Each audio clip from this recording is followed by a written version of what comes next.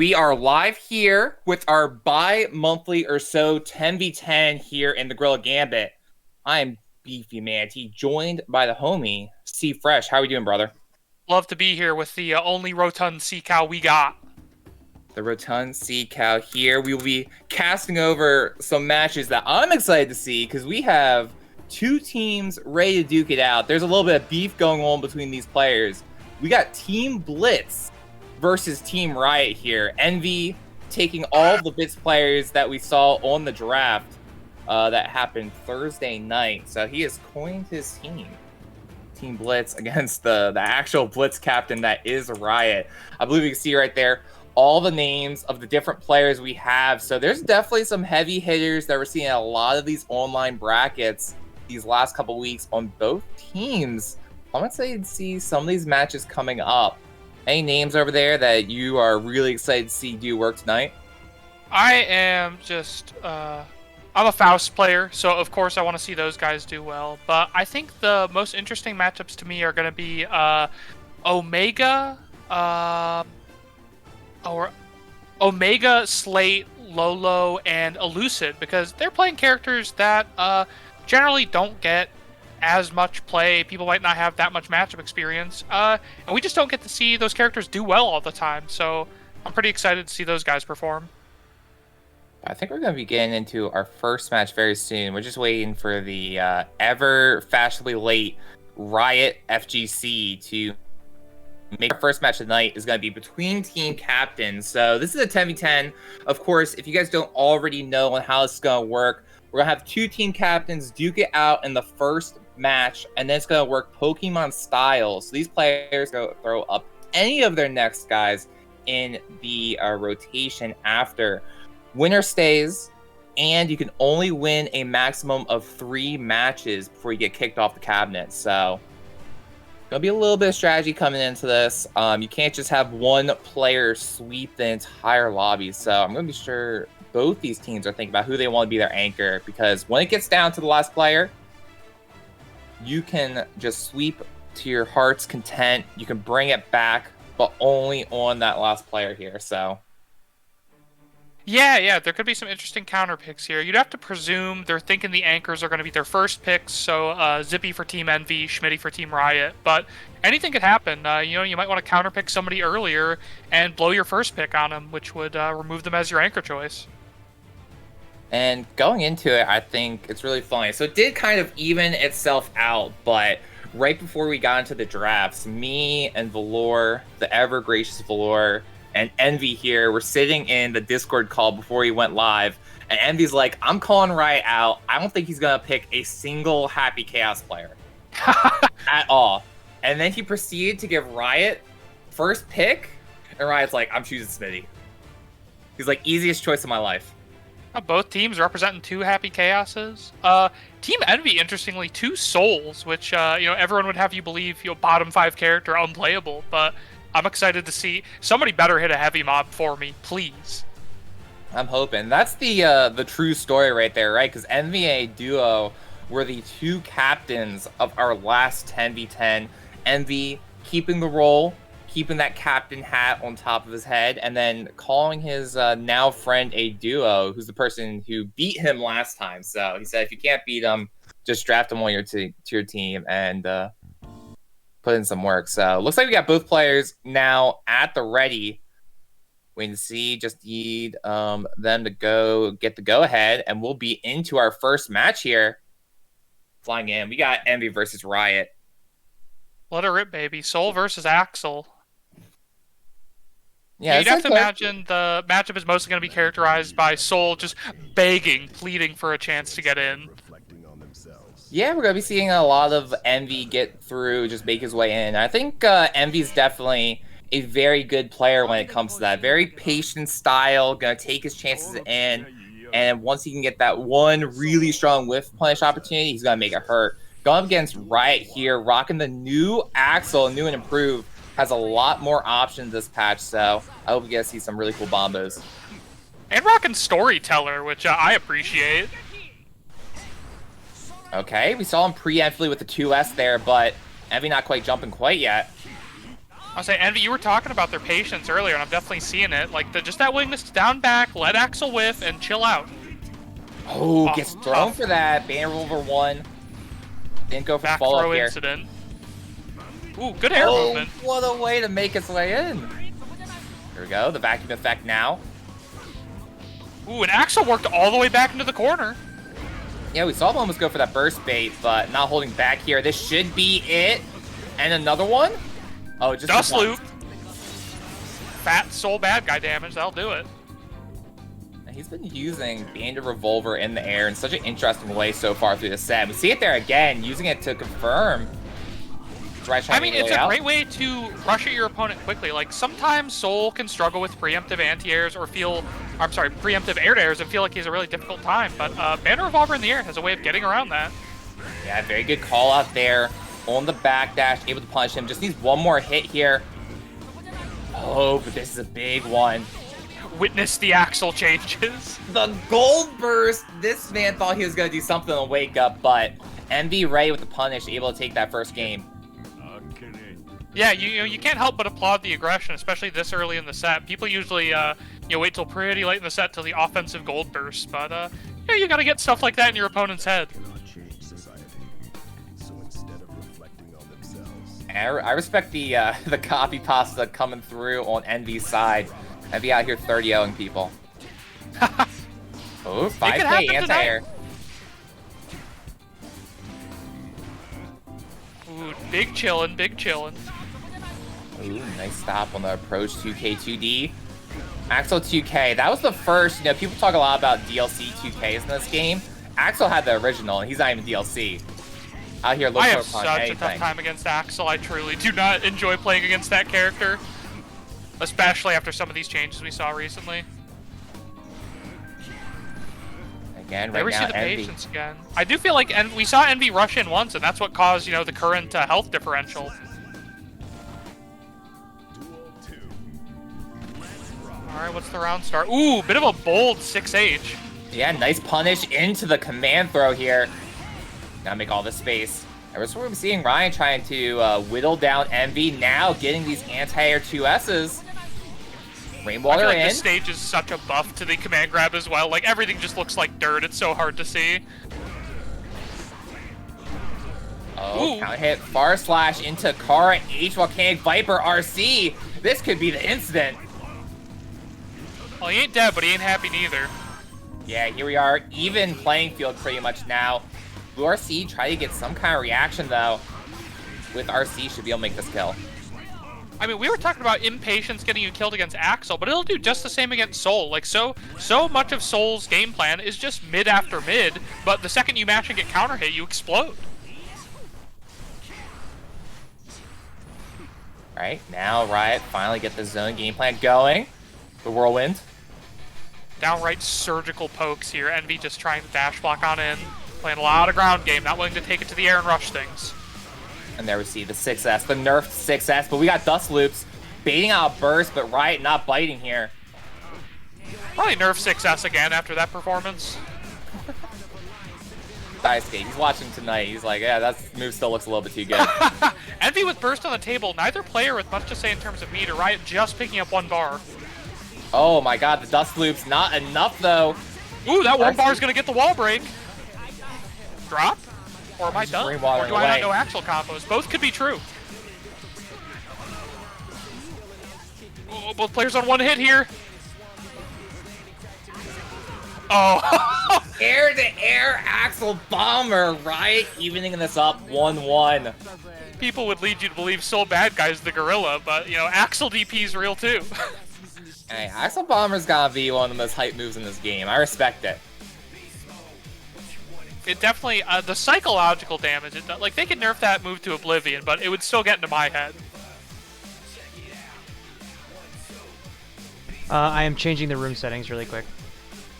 I think we might be rematch? out and in. We're going to change some room settings, so we'll see. It should not interrupt the service too badly. Yeah, just keeping it real tight, though.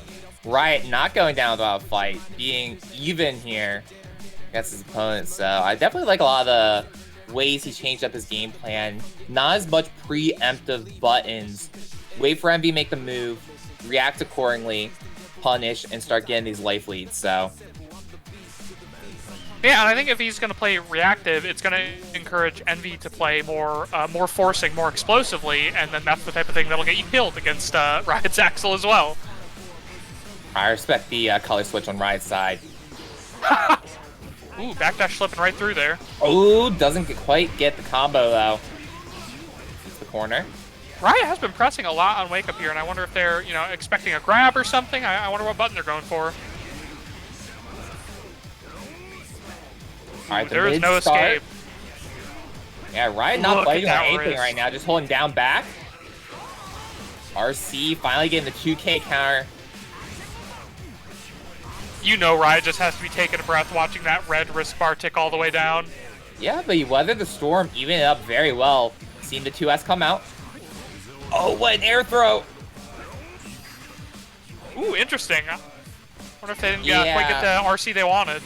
Yeah, you're supposed to do jump RC forward. He just got jump regular RC, so... Ooh, this'll kill. That one little mistake, giving Riot the chance to go back to neutral and finish off the round. I mean, tough. You'd hate to drop a full bar meter for nothing. Both players, forced to spend their meter pretty widely on, FD, a little bit of YRC, not getting the chance to... Whew, we were talking about risk. Look at Souls right now. R2S comes out, counter hit. A crisp counter hit. Not doing too much damage for all that risk yet, but it is still up there. Ooh, I love the anti-air RC.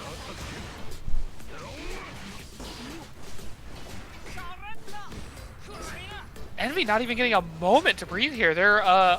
Risk has just been in the red all match long. Riot just needs that one fat combo and close this all out. Ooh, this could be it. This is checking Impo's connection. The 2P. Oh, the neutral. And just swing it in your face. Yep, there is the send it option from Soul. He can always choose to get in if he wants, but Vortex is anything if or nothing if not risky. Oh, the patience, waiting for him to approach 2P to seal it though. I mean, so content. Riot knew he had him right where he wanted him. That is tough. That is one of the reasons I definitely struggle playing against that character.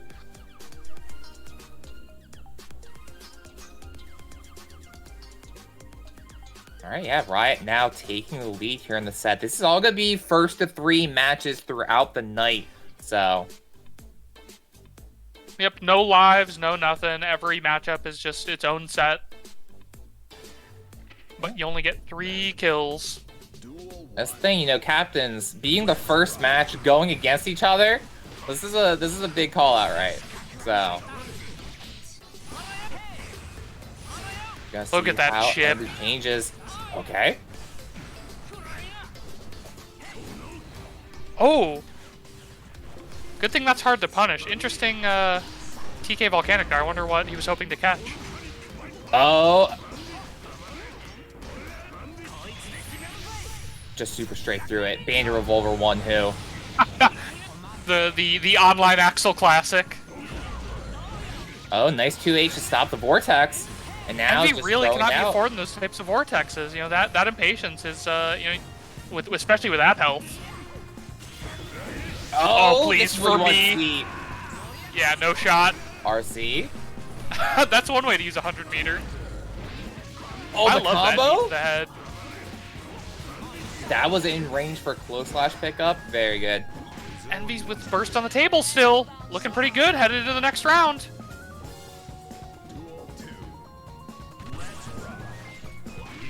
Round start, instant aggression. You know what? You can't beat neutral jump or empty jump and just get in. It's too good. I mean, that hit me. I don't know if that hit you.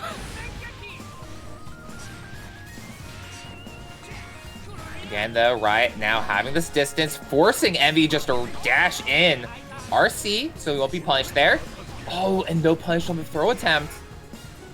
Envy having an incredible sense of when Riot's going to try something, that takes up more time, like jumping back and taking the opportunity to steal a bunch of space off it. 6K, keep him locked down in the corner. And we see these IDJSs putting a lot of work in. Yeah, Envy just forced to spend too much health there trying to force their way in. Right now, match point. Oh, he threw the dust! Grab connected. He almost got hit by the Axel brain rot. Yeah, the brainworms are contagious, folks. Beware. Bro, that's what dash up 5D on Axel. That's the Axel brain rot. Ooh, nice American reset. That's gonna kill. We got ourselves the game. First match of the night. 2-2. This is what I'm trying to see. Yeah, way to load the bases, boys. Save nothing for the anchors. We'll get some grand finals tier stuff going match 1. I do wonder how much of a role momentum is going to play here. I've heard multiple people tell me this week, like, they hate to let their hands go cold. If they go to winners finals or something, and then the stream plays all through losers in a double Elim bracket, and they just have to wait and wait. Like, all my friends tell me they just detest that stuff. So I'm thinking momentum could do a lot for our players here. Yeah, just keeping in the ball in your court, being able to win those matches in a pretty convincing fashion. By getting a 3-0, you're always going to get that 3-1 trade as far as players are concerned. So you can always keep that up 2 lead throughout this night. Oh, true, and also you can whittle down their pool of counter picks, which is tough in different ways. Ooh, Riot just holding on to that burst, but already in orange health here. Ooh, call him out. Ooh, Envy's air movement is so tricky. Those, jump forward air backdashes, little Z motion. Riot doing a very good job right now conditioning throughout the set, able to open Envy up quite a few times. Riot is also content to hit buttons after they've been jumped in on it. Envy has exploited that a lot for some pretty tough counter hits. Ooh, in the air like volcano. This. Yeah. Air Volcanic Viper, it gets the job done. Oh, the back throw. It remains to be seen if it's a back throw incident, but it's certainly a back throw. Axel not taking up a lot of space here. Yeah, back still to the air. Wall. Incredible tech. No way I had that. Yeah, we see that Riot using 2K. It's a common thing we see from Axel players to get around Banner Revolver 1. But every single time we've seen that, Envy has just had the meter to make it not matter that much. I know, without positive bonus as well. No OCG in that situation. The gold burst. Oh! Here it is! This is gonna connect! No, are you kidding? Worst move in the game. remove heavy mob. I was so confident in that, but gold burst just a little bit too big. Remove the gold wide burst. Gold burst. Ooh, are we gonna see a little goofy one vision play? He's looking for it. A one vision combo could certainly kill Envy right here. Bring it up. No OTG. Oh my god, wake up throw into nothing?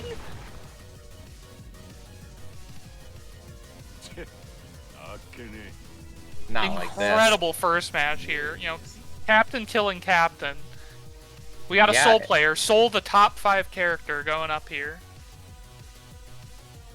Blitz Envy takes it over your Blitz Riot in the first match. All right, let's let the counter picking begin.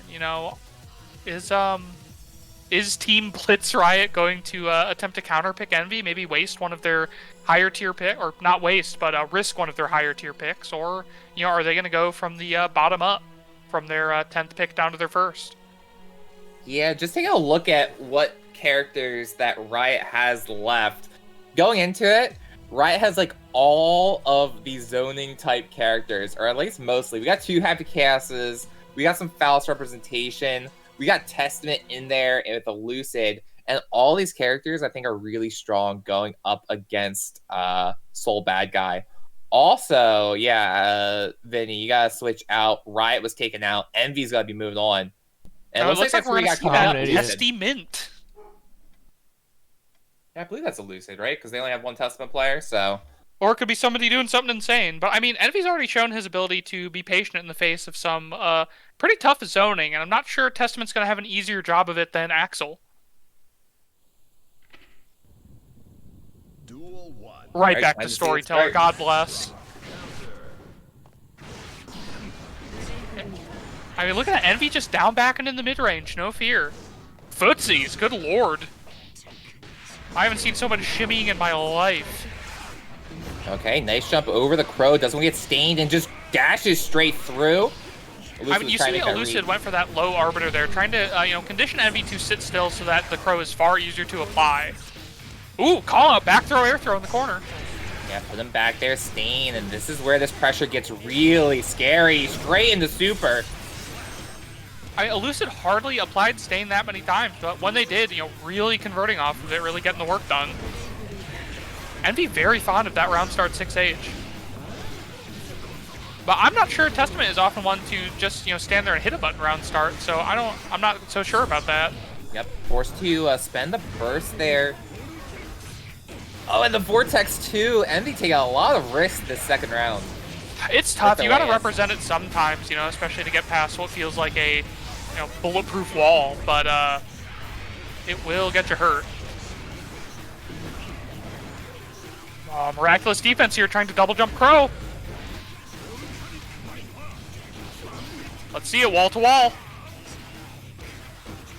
Elucid still lucky enough to have burst on the table here. Envy no such luck. Yeah, Envy just taking the time, trying to look for something, but Far Slash to catch the backdash there. Yeah, there's only so much work you can do to try to avoid a button like that. I'm out here taking notes. I'd love to have Testament as a secondary character because they look sick.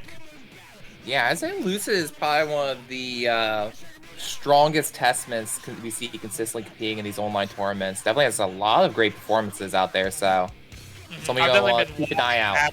By Testament players like Clown Town is like 30-0'd me all of the copy pasta.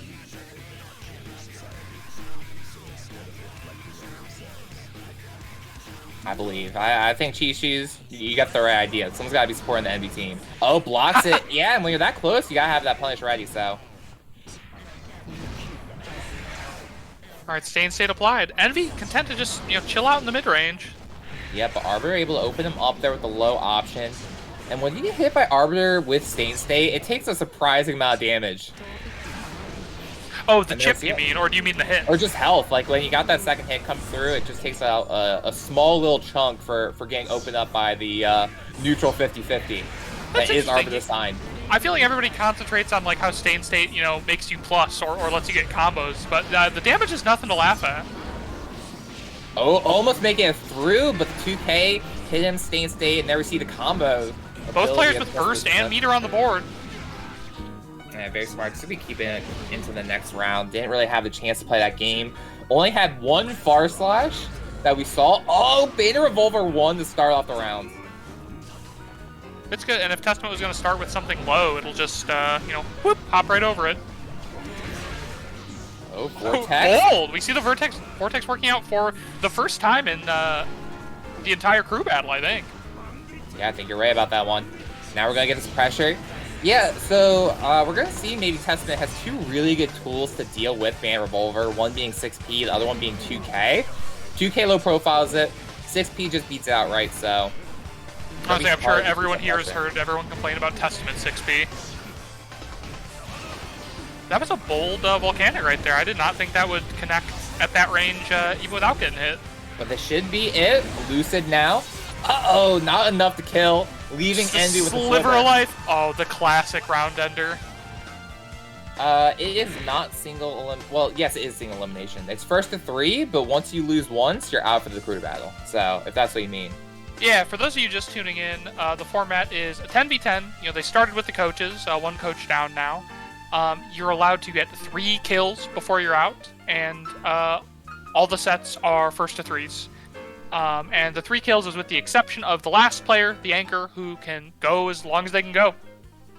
Yeah, they can bring it back the entire way. That's the person you're putting all your bets on, so. Yeah, more than likely going to be Zippy and Schmitty, but anything can happen. Yeah, I'd say that's a pretty good guess. Oh, the 6H. Soul getting worked back to the corner quick here. You do not want to be there against Testament. I'm sure we've all been in this situation. All right, there's Stain. No need for mix-up because of plus frames. Just enjoy. Ooh, picks it back up. Doesn't break the wall. I like Luce's idea just to lock down Envy here in the corner. Oh, gets thrown for all that work. No, TG. Still just a little bit of life, and Envy's hanging on to some meter here. Ooh. Risk not paying off.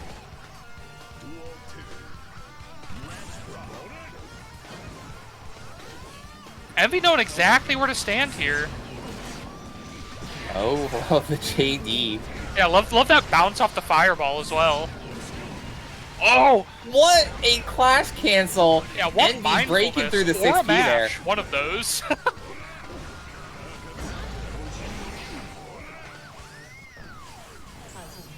We've seen Envy here before, and they definitely do a great job of jailing people as Soul, just forcing them to stay in the corner, take a billion risks.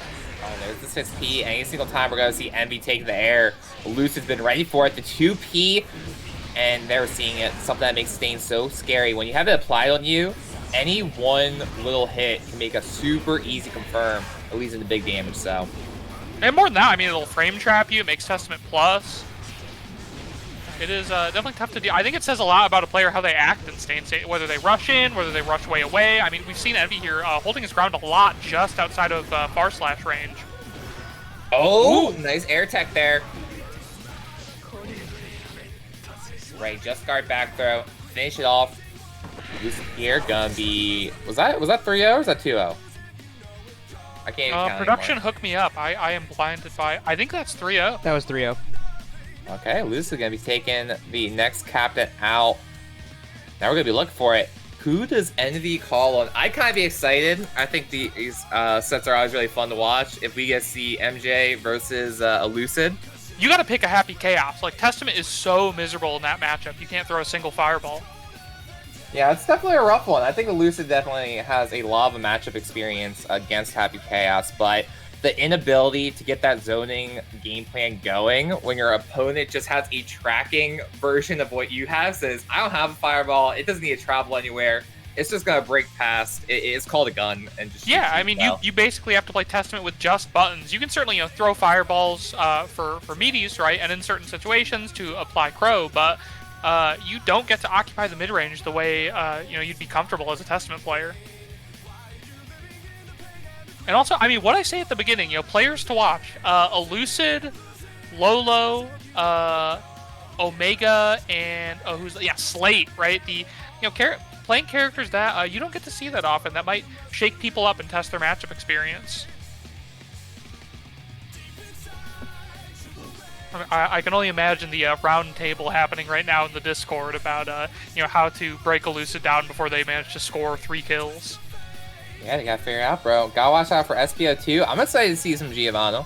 Oh, you gotta watch out for everybody. I just think a lot of people have played against Geo. They're unlikely to be as blown up by knowledge checks. Like Gold Lewis, for example, your main is famous for being difficult to lab against for people. Huh? No. I don't know. Giovanni this patch, though, I think has a lot of new sauce that some people have not had the chance to play against this character since the new year started may not know. It's got a lot of new combo conversions, got some pretty tricky burst baits, and when you gotta burst the characters, a little bit different, so. To be fair, you don't need to have any sauce against me because I've never once reacted to dash up throw from Geo. I blink and it's over. Meek's calling out, trying to lab against different blood levels on Nago or just HC in general. Yeah, it's fair. Like, Arxis is gonna change blood level and allow you to do that in the lab, I believe.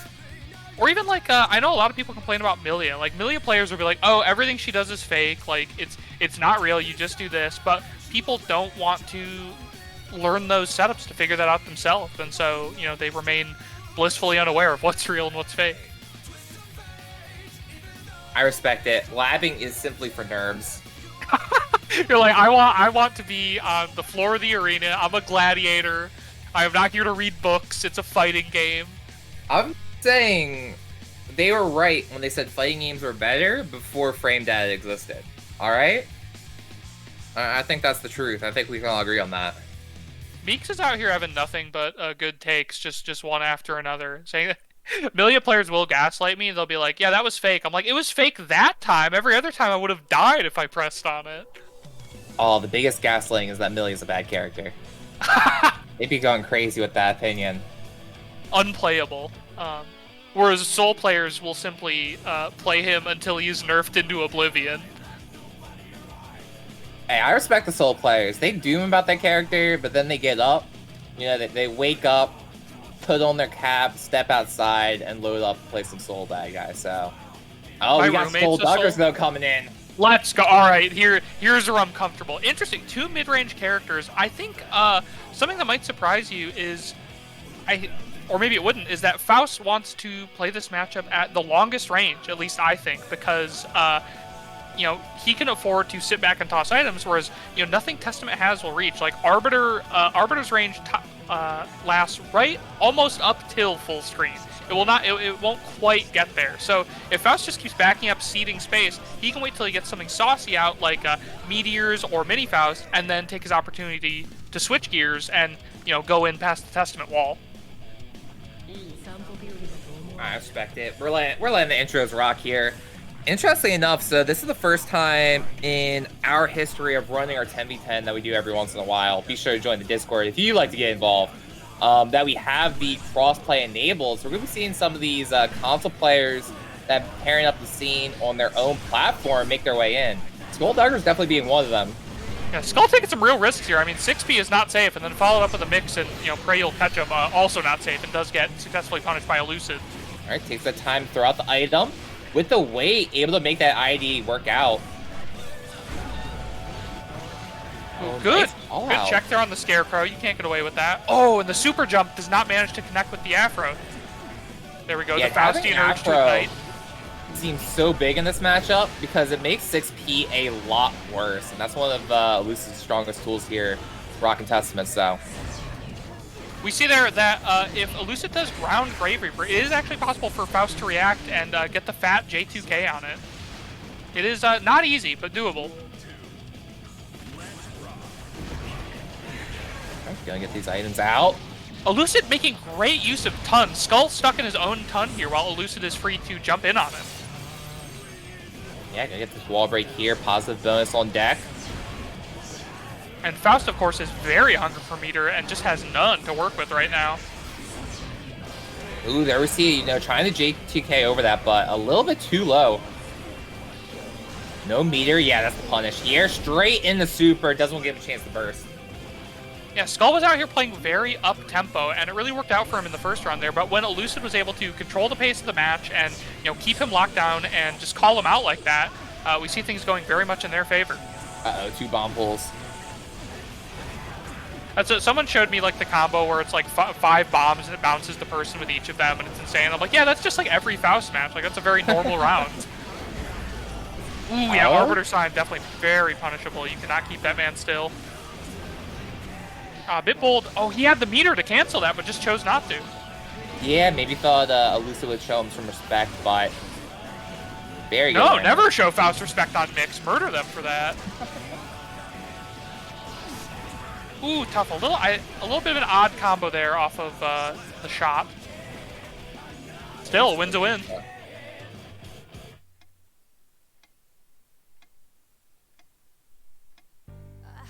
Man, I gotta say though, they killed it with Faust in this version of the game. His animations, they all look so clean. I love him. I know people are a bit grumpy about Faust sort of becoming... his design has really changed up as compared to previous versions. But I really enjoy him. You know, I was not that attached to the character of Faust that I'm crying about his design changes. Ooh, same side P, and that's minus unless that's charged. Of course, the fadeaway makes it very hard to punish in some cases. And there we see again, though, Elusive not showing fear when Skulldugger's been going for these raw scarecrows. Uh-oh, first time we're seeing the snip, snip, snip here. And here's a safe jump. Nice. Skull is trying a lot of shenanigans right now. Like, for everybody at home, like, every character can just 6p the spear pull. Yeah, and this character testament is certainly no exception. Yeah. Skullduggery just, feeling free to give up some space here, which I appreciate. There's nothing scarier in a lot of anime fighters than someone who's punished by their own bomb, but the meteors keeps Elucid out. Yeah, there's hardly anything scarier than someone just willing to be patient and give up space. It's quite intimidating to approach. Never seen nice JD. Skulldugger's trying to meet Elucid in the air, but that JD's looking great. I had not considered how that would work in this matchup. Elucid is using it to both air-to-air and jump back in on Skullduggery. So plus Afro established here, but Succubi are coming out. Is it going to break the wall from this distance? Oh, it's definitely going to break the wall. No, we're just going for the 2H, and I don't know if that was a drop. I think that was a conscious decision here that Elucid wants to keep. Yeah, probably wanted the mix instead of the wall break. Yeah. Ooh, yep, can't get away with that. And just decides to pull no in for the mix here. Blocks it this time. RC out. Oh, we're just gaming. Alright, you gotta block the... Yep, good job blocking the Afro. Yep, there you go. I think they might be in Twitch chat. Yeah, just showing that they're ready for it at that time. And way to kind of just weather the storm. We got in kind of a really scrambly situation there in the end. Skullduggers able to apply the Afro. RC around 2 cross-up mixes, so... Yeah, I think Skull's just trying to sneak too much stuff out, too many items. Meek's pointing out Test can punish item pull full screen, which is a lot of characters can punish item throw if you didn't hit them with something beforehand. Like if you're item throwing in the neutral, if you're hitting like /2H item throw, most characters can just beat you up for that. It is, not real against most people. Ooh, nice 2P there, stop Crow. Just gonna have to mix to get away from yeah, bomb, raw mix not gonna do anything for you. Yeah, I was saying earlier, like Faust might want to play this game at an incredibly extended distance because they can throw out a lot of items, but of course, stuck in the corner like this, you do not have the luxury of backing up that much. Oh, we're just unlucky dodging meteors. I mean, no dodge. That's all RNG. Sometimes he's got out RNG the Faust player. To bask in the chaos. Exactly. I mean, that's sort of the test. If you can play around Faust items better than he can, you'll probably just beat him up. Up there. For instance, Trumpet. I can't tell you how many times I've thought I've been outplaying only to give my opponent a Trumpet. Bounce off the wall, has Afro here. Oh, 2K with the wrong direction. The K, yeah. Faust forced to blow meter here to try to survive. Ducks the far slash. I love that late drift up bomb bag. Oh, so good. The JH there calls, forcing Luce to jump with the weight. Now, makes their way over. Those jump JHs that Skull has been searching for are actually, they used to be a lot harder to do. Faust got this kind of subtle change related to his, jump buffer with this latest patch. Ooh, not a hero burst, you gotta do it. And there it is, anti-air fireball. That is a real tough situation to be in for Faust. I mean, he's got really unique air movement, but trying to escape the corner can be so tough.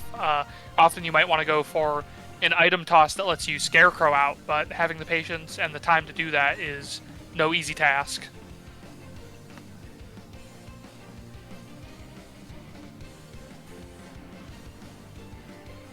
Lucid now trying to keep the momentum going for their team, take 2 opponents out. I hate to root against a Faust, but I would love to see someone rack up the full kill count, especially this early. Not an anchor. Ooh, landing on the Mini Faust, abbreviating the pressure there. Ooh, and getting anti-aired by Mini Faust. Tough. Oh, the Arbiter Signs putting in really good work so far throughout the set to stop Skulldugger's approach. Trumpet gonna land. Indeed, Faust gets to manipulate his hurt box a lot, but he's a big boy sometimes, so that width can definitely let Arbiter Signs contact him. Oh, the stain straight into Succubi Super here. Yeah, Nostrovia gonna leave him stained after the wall splat. It's so messed up because the super pulls you off the wall, so you also get the 6H damage to add on top of it. But it rules. I mean, it seems like they definitely intended you to get that third hit and get to stain after the wall break. Because I mean, Crow gets to do the same. But it's such a tough post wall break scenario. Probably one of the worst. Maybe chip post wall break makes me more miserable, but. Ooh, jumping in on the little lads. Alright, throwing the scalpel here. Elucid not quite biting on anything, though. Gonna go for the air throw, keep him in the corner. Oh, Elucid's about to have that trumpet as well. Yeah, it's like the worst item pull in that situation. All from the top rope. Rare, but useful. I love Elucid's patience. They're not just ramming their head against these hammers. They're chilling out. Ooh, that's gonna lose it all, brother. Yeah. Tough. Offensive gold burst is a staple of the Faust player game plan, but just not working out there. That's the Faust brain run right there. Damn, so tough. The first Faust already eliminated from the tournament, so I only have one left to root for. I guess I'm on Team Riot now. I gotta be. Damn. Just like that. Yeah, Elucid might go all the way, pulling up the full kill count of 3 this early. So that's the big thing, right? So no matter what happens in this next set between a duo and Elucid, Elucid will be taken out. So it's whether or not we're going to go to an even count between these two teams, or they're going to be keeping that one win going. Well, and that puts you in a really interesting pick position, too, if Elucid wins this, because neither team will have any idea what the other person's fielding. Yeah. Lucid just trying to patiently walking out of the corner here. You do not want to be in the corner as Testament versus Soul. Testament does not have incredible defense. Good job working their way back to mid-screen. I love jump back air fireball. Call me an Akuma apologist all you want. Diagonal air fireballs rule. Just so cool. The ability to throw a fireball in the air? Oh, and just the space it takes up? Ridiculous. I mean, I suppose technically Faust has one too. Maybe I am an air fireball apologist. Well, 2S put in a lot of work here. I was also interested. Both players had so much meter at the end of last round. They just were not finding those opportunities to cash out. They do it so far, not really having the chance to make their way in. I think I saw the startup of 6H there from Adu, which is a bit bold, but unfortunately, I think the Testament's disjoint hitboxes crushed it.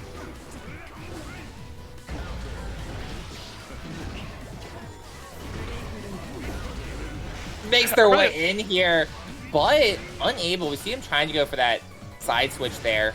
Still putting Elucid pretty close to the corner. Dash up throw, though. I'm really liking A-Duo's playstyle. They're definitely a lot more kinetic, a lot more forcing than we saw previously. But of course, taking that many risks, losing that much health against a zoner is going to get you put down.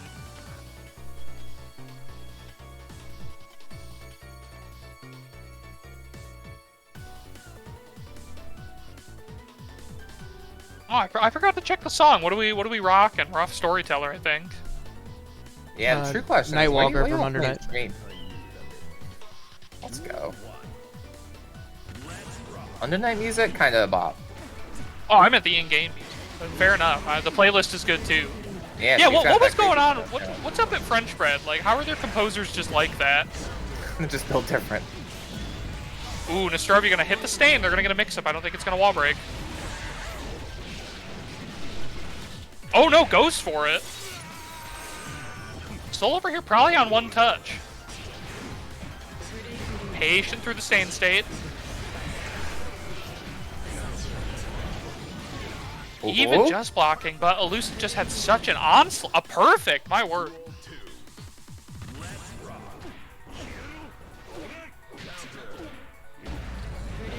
Nice XP there, stopping a duo from going for these far slashes.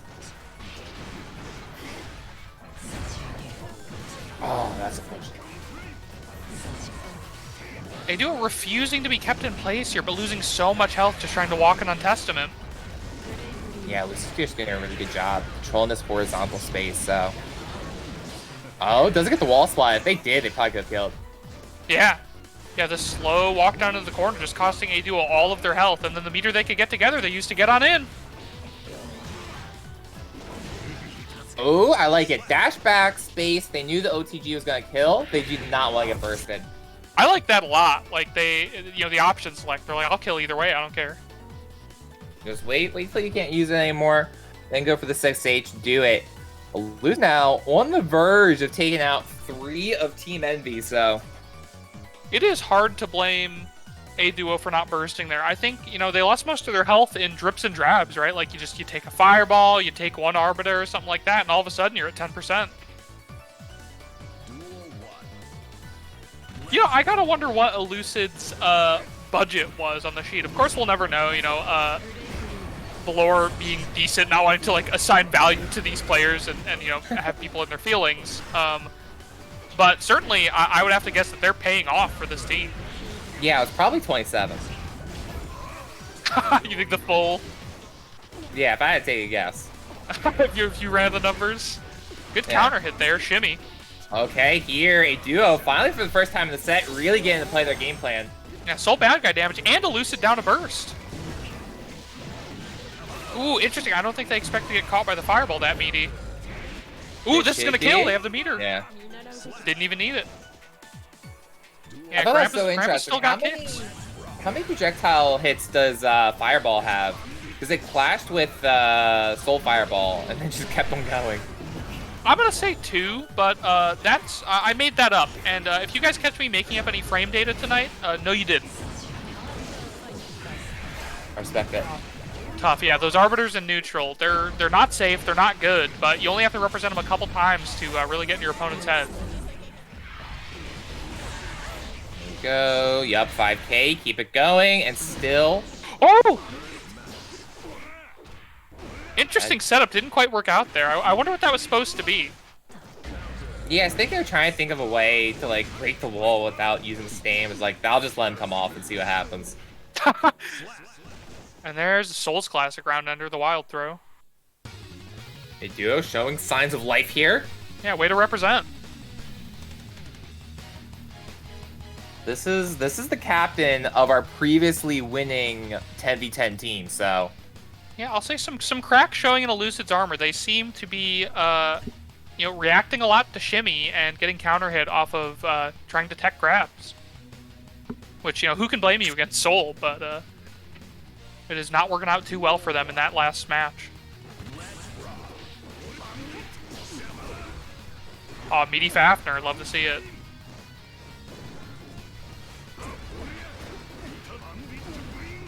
There. Not pressing anything quite yet. 2K has stopped the approach, though. And that Bandit Bringer, I mean, so tough to deal with. You can, try to mash after, but we saw A Duo just fade away.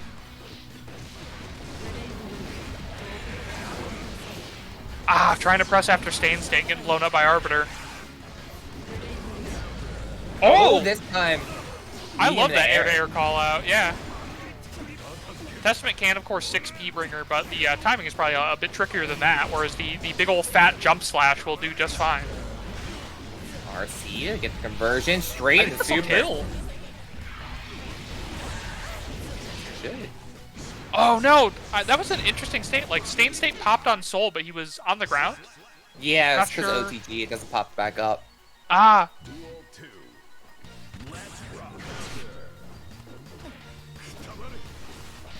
Now, Elucid on match point here. Great mindfulness to pick that up off the anti-air 5P. Ooh, I did not think Grandpa had those tippy toes.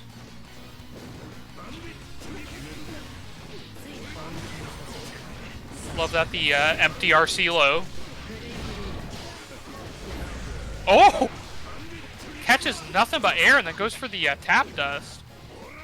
Nice backdash from the far slash there, not getting called out. Elucid's sitting on a pretty good grip-o-meter there. And not getting the chance to cash it out! I was so worried he was not ready to optimize that, but Yeah, 6H OTG smoke just if you doing got enough him. damage. And Edu, of course, sitting on burst here, and Elucid not. Ah, bursting Testament, though. Easier said than done. Certainly. Testament a lot of times stays right outside the burst range, and now we have Super on the case. Not even gonna be able to burst it. Oh, They nice do have tried backdash. those volcanics a couple of times, but I just think for the same reason burst isn't going to hit Testament, I don't know what those are going to do. Great air throw. Yeah, now we have a even match just like that. One combo from a duo. Neither player with much meter, but both with burst. Perhaps we'll see the old offensive gold burst again.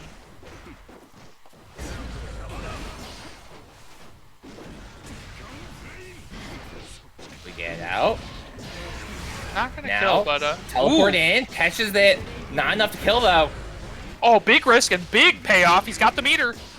Yeah, he was looking for the burst, but forward throw, Lucid not even given the chance to use it. We're gonna get 2-2 final game between these two players. Who wrote this script? I couldn't have wrote it better myself. I'm liking it again. I think a duo certainly has a lot of strengths to the player, but the way they make every hit hurt so much, they can always get back in the game so easily. So, I mean, that's the key to Soul. He's got fat damage, but you have to do a decent amount of optimization, and you have to be ready to capitalize off of everything. Otherwise, you're not going to get great corner carry and OP if you're just doing his mediocre combos.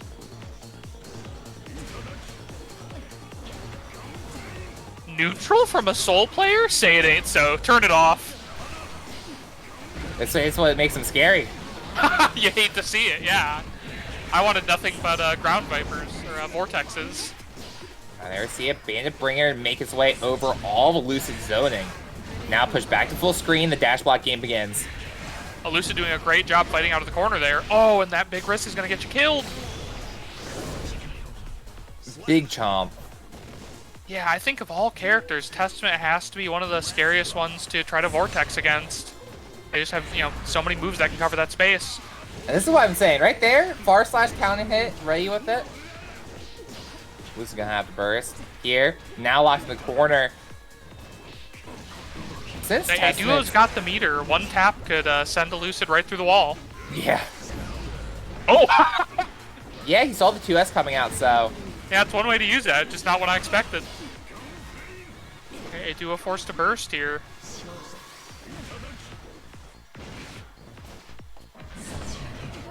Slowly backing Elucid up to the corner.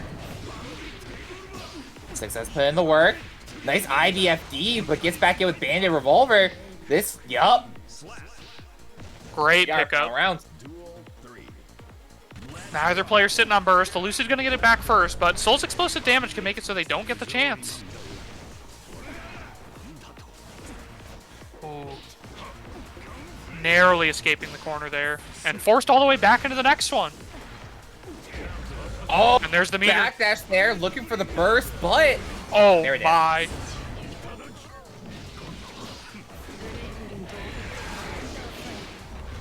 We've seen a duo get hit by that quite a few times, trying to avoid stain state, avoid the pressure, but Arbiter just keeping him in place. That's what happens, A duo maybe bursting that bait a little bit too much, but the counter hit's gotta do it. A duo making the comeback. Unfortunate. I think Elucid's combo got a little funky there, got Soul out of the corner, and then he sent it. Damn. Reverse 3-0 coming out from the Soul player. Yeah, preventing Elucid from stealing Team Envy's Soul. They do not go up the 3 count. However, for better or worse, Team Riot gets to counterpick now. And are there not a lot of players that you can use as a counterpick here? We still got some really heavy hitters on deck and a lot of character picks that just really go well against Soul, but they do already making it through a really strong opponent so far, so. I think Faust is underrated against Soul. Like you said, like the character's better than people say, and I think Soul is a winning matchup for him. Do you want to blow a Happy Chaos on this? I feel like those are the break glass in case of emergency picks. especially with two really strong Happy Chaos players on your team. So, but that's the thing. I think Soul Bad Guy, for all his strengths, it's just the characters that are really good at zoning you out and just controlling the horizontal game plan, just the horizontal space on the screen are so good against him, which is pretty much most of Riot's team. We got, Happy Chaos, Faust. I'm sending it. Lolo, God pick right here. Absolute God pick. I think Soul would be miserable in that matchup. Yeah, I don't think it's a very good matchup for Soul in general. I think Adua plays it pretty well, though. You just jump D over and over again, and, you could try to DP it, but I just don't think Soul has too many answers to, the classic Gold Lewis repeat jump D.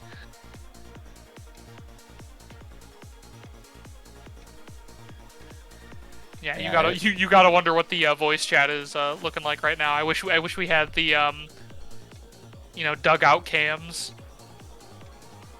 Yeah, I mean that like the little camera that comes through. I don't know. It's my favorite thing. Like watching like League of Legends or like Overwatch esports when they put in the player voice comms between, or even who does it really well, the Capcom team tournament. I forget what it's called. That they have between all the players. Like you get to hear the player comms between matches when they're talking to each other, give each other advice, and more importantly for the pop-offs, which I think is very interesting. So I'll say League mics, like team mics, are frequently shot calling, whereas I feel like if you put a live mic on an FGC person mid-match, like we would be taken off the air immediately. Like I'm the worst at that. Like I feel like my sportsmanship is very decent offline. I have a great time getting whooped on. I don't have a problem losing. Online, animal. I'm a creature. I'm saying the worst things. No respect.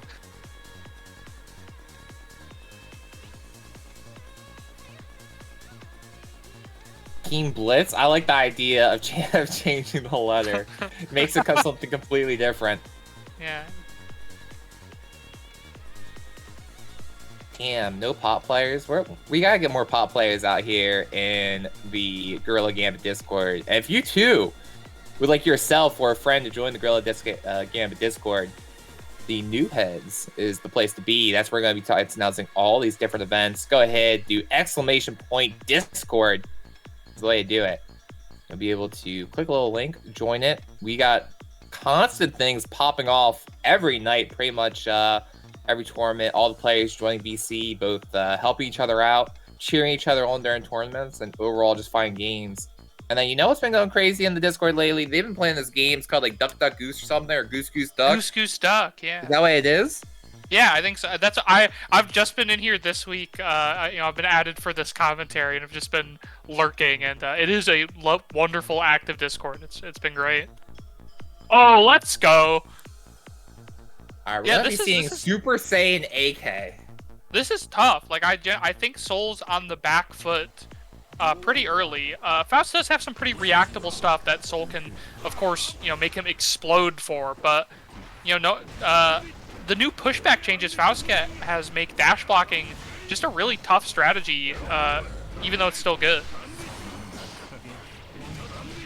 Yeah, Duck Among Us. That's what it's called. That's the official title. Amogus. AK going for a pretty safe combo there off the jabs. Whoa, interesting. That hurt box is colliding with the gunflame somehow. Never mind. This character's still loused. After that one.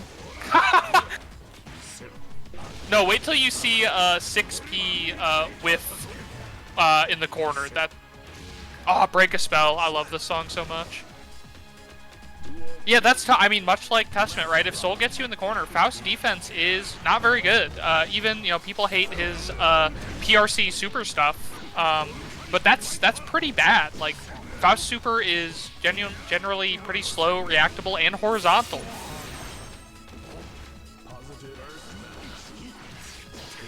Hey, Far Slash to catch him. Oh, and there it is. AK straight in. Relentless, voracious Faust just running down Soul. I respect it. My favorite Faust player is Leo from Japan. So I respect his playstyle. I'm definitely I'm an apology man simp like so many of my people. But you know, I love the Faust community. I don't know why, like I just feel like most Faust players I meet are enjoyable people. Oh, God bless Nine Moons Gaming coming at us with 241 people. Good lord. For everyone just joining us, this is a 10v10 crew battle. Every set is a first to 3, and you can win 3 sets before you're forced to step down. With the exception of the final player who, you know, if they can bring it all back, then they're allowed to. Yeah, right now we got a duo going up against AK here. Nick Hazard says he loves me, and Nick Hazard, I love you too. That's how Faust already forced down into the corner here, and no meter to really get out. Oh, it's up with 2K. 2K 6P is the classic Soul Bag. They've been using that since this game's come out. AK holding on a burst here, and you gotta assume saving it for next round. I'll close it out here. You can make 2 mistakes against Soul, and no more. Oh, counter hit far slash again. Just gonna go for base confirm here. You know, I think that ruthless aggression that AKs is playing is just not working out for him too much. Soul is way better able to play at those ranges. Yeah, maybe try to just find those ways to slow a duo down. Faust certainly has some really good tools. I think 2P is a really good one. But there we go. Another connection with the snip, snip, snip here. Party time. Yeah, who can beat dash up throw? That's effective in every matchup as every character. Oh, extending the combo there and catching Soul with mix, mix, mix. And there goes Mini Faust just walking away. Come on, little buddy. Such a good job patrolling right now, honestly. Just blocking a duo from able to escape the corner. Both players on one hit here. Oh, AK getting the meter might be able to convert something. There we go.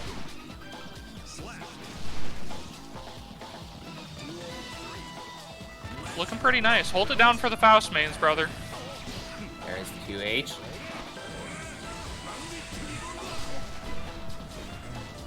This is a situation I find myself in every day. Bro, dash up far slash? That's the goat right there. If it ain't broke, don't fix it. Soul players, they know what's up. I mean, everyone tells you, like, FP Soul out, which works. You know, it stops you from dying mostly, but no one tells you how to escape.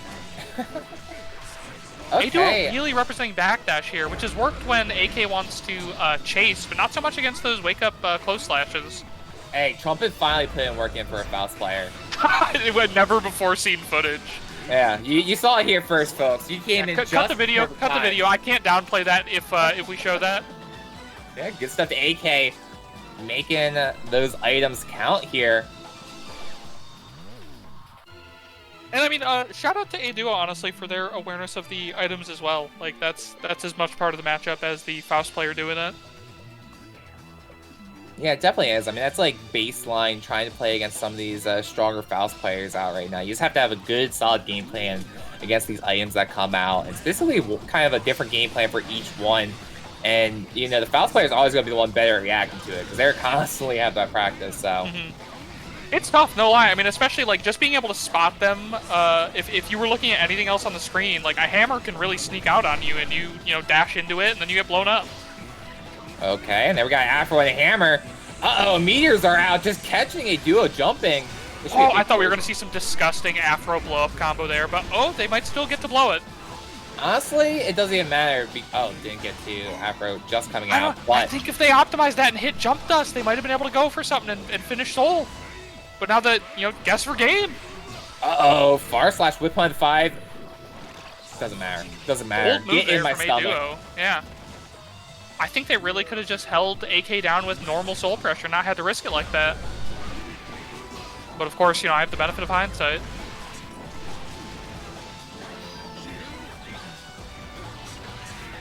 AK also dropping some key mix loops here. Oh, there we go. In.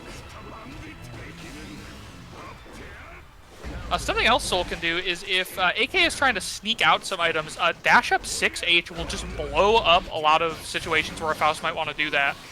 I think at max range of 2H, Soul can't punish item throw on block, but everything else, ooh. Oh, these counter hits are going crazy right now. Just catching AK pressing buttons should be enough to finish them off. Looking good.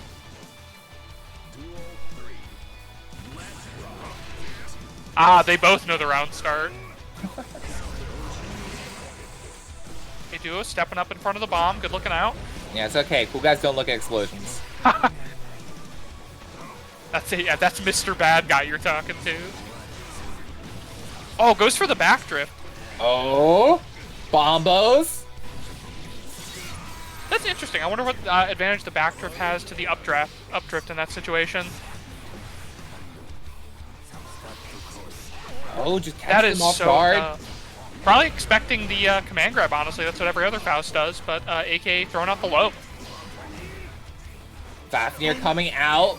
Run up grab RC, definitely a strong option here, but 5P put in the work. AK. Look, when it doesn't work, it's cornball mashing. When it does work, it is genius Abare. I'm just saying, that was some big brain Abari right there when it Yeah. works out, you know? You get complimented. If it didn't work When out, my you got opponent punished by does a it- bar slash. Yeah.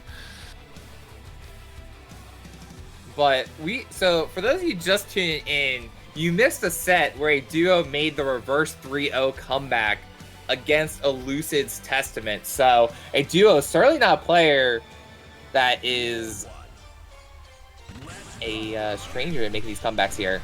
Yeah, maybe he does his best with his back to the wall. Works the clutch factor, that guy factor.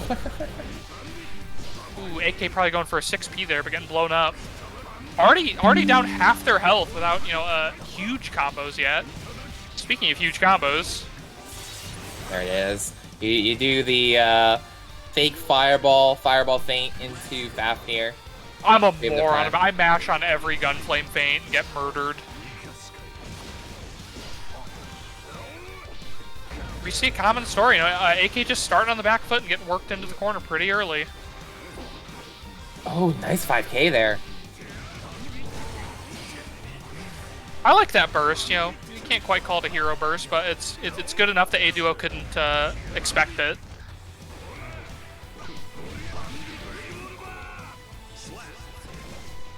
Yeah, so tough. I mean, with your back to the wall like that, Faust just has some really limited options to get out, and Faust's a very meteor-hungry character, and being forced to waste it all on FD is a real tax.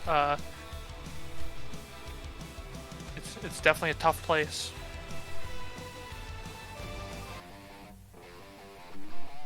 Alright, but going straight back into this 2-2 between these two players. All these matches so far, I don't think we've had a total wash quite yet, so. It's hard to say. Like I'm always surprised when I see a perfect, because I'm like, oh wow, they were both fighting back and forth so hard. That was amazing. But then you're like, oh wow, that one guy just took no damage. That was insane.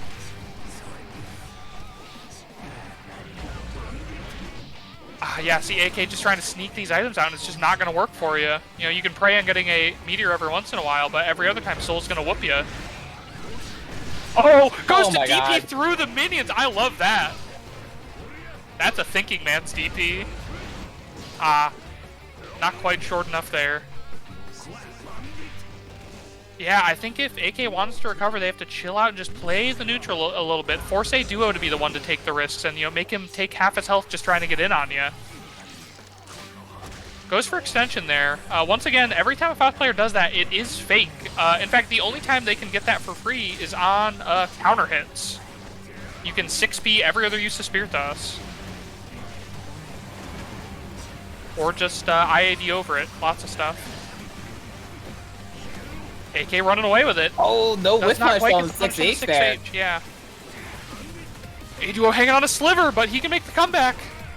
Yeah, this is Guilty Gear Strive. Anyone can One make it 5P. any time but the 5P. Genius Amare. Hey, all I'm saying, those fingers, they're serving the purpose out here. Yeah, no, look, when I do it, it's Abare. When you do it, it's cornball mashing. The FD tax taking its toll. AK without much meter to speak for, whereas A-Duo has a bar, and they're going to use it.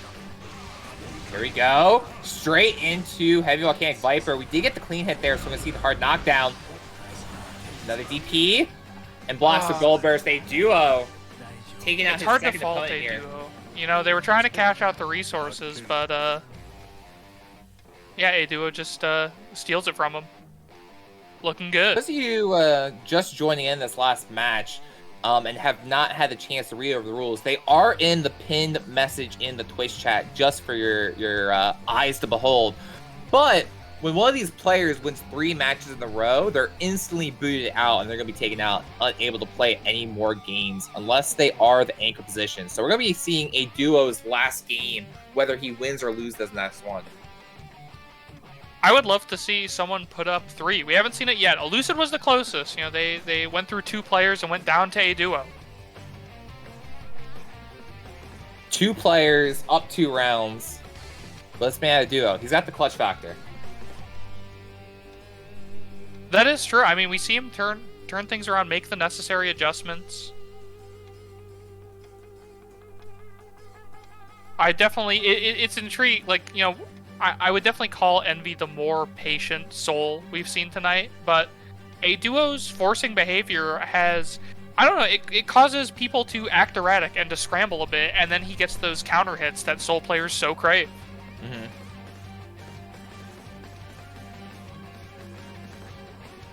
Here's the question. Who are they putting up next? Look, I'm pointing for the stands. Lolo. Okay. You're holding out for the Gold Lewis pick. Yeah. Well, I don't. It's so hard because it's like, you know, do you want to quote unquote waste him? Because like you just said, this is a duo's last match for win or lose. So you could put whoever up. But I guess it would be a real shame for Riot to lose another player this early. Yeah, I'm calling Lolo. I think Gold Lewis is advantaged into the Soul matchup, and I think Lolo is fully capable of taking out another 2 players. Yeah, I mean, that's the thing, right? So a common tactic we've seen these last 2 times we've had these events is you put one of your maybe not as strong players when your opponent is up 3 or up 2, trying to go on that 3rd win, but you always have to do that. That's not really the case. You know, a duo certainly one of the stronger players on Team Envy's side, and they put them up when Elusive was ready to win their 3rd game. So if you really want to switch around the momentum, start taking more games, you got to take them out. You can't let them win 3 in a row. Mm-hmm. And of course, I mean, if you can win after a duo's out, you've stolen the ability to counterpick certain people from Team Envy. Definitely something to think about. I mean, both their souls are going to be off the table after this. They still have some rushdown ability on their side. You know, Zippy's Leo comes to mind, but they probably do not want to use Zippy as anything but the anchor, so it would be tough. Ooh, Senpo's Chip also lurking down there. I keep forgetting about them. They are going to be sending Axiom. Ooh, Axiom Verge, bro. Yeah, it sounds like Team Riot is sending Axiom, one of their 2 Geo players. So it's going to be Rushdown versus Rushdown, War of the Gorillas. Damn, 2 Geo players? Is Yeah, this yeah. Geo character top tier this patch? Well, that's what Japan tells me. Envy had 2 souls, Riot's got 2 Geos. I can't react to dash up throw from either of them, so it doesn't really matter to me. Again, these Japanese players telling me this character is absolutely broken. Geo top 5, Happy Chaos bottom 5. Look, I can read the same as you, you know? That's clear to me. I mean, they developed the game over there. They must be right. You think Daisuke's out there on tiermaker.com? Hey, I trust the Daisuke tier list. Daisuke's like, hey dude, I haven't touched the frame data in years. I'm out here writing lyrics. Okay, there we see it. So, in this matchup specifically, we see a lot in the chip matchup as well. When you block that kick we're going to be seeing from Axiom, you can punish it with the 5K. It's the 3-framer punish that is really strong. That's brutal. I mean, I of course know that that's the one I need to mash after, because matching on anything else Geo has gets me exploded. But I am not a privileged 3-frame character, so that's interesting to see. Yeah, most characters just get the chance to take their turn back, but being able to just punish it outright is going to cause Axiom to be a little bit more cautious when they're layering up their block strings and looking to frame trap. Mm-hmm. And I mean, clearly, a duo has that knowledge. That's great to see. I mean, showcasing part of why they're such a strong soul player. Oh, just run up throw. So for Geo already at half health here and forced all the way to the corner. Burst on deck, but running out of opportunities to use it. Oh? The counter hit 5P combo? The mind on a duo. Well, the shimmy there.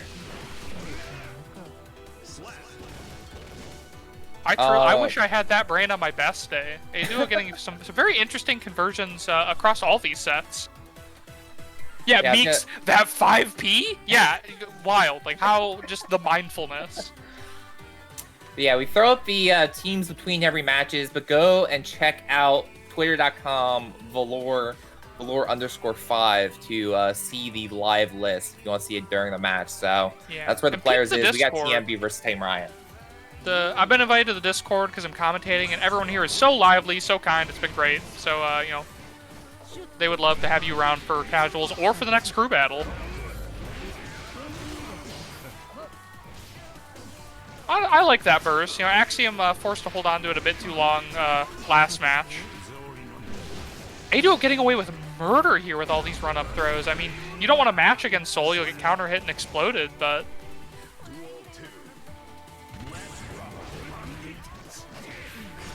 Okay, nice punish there here.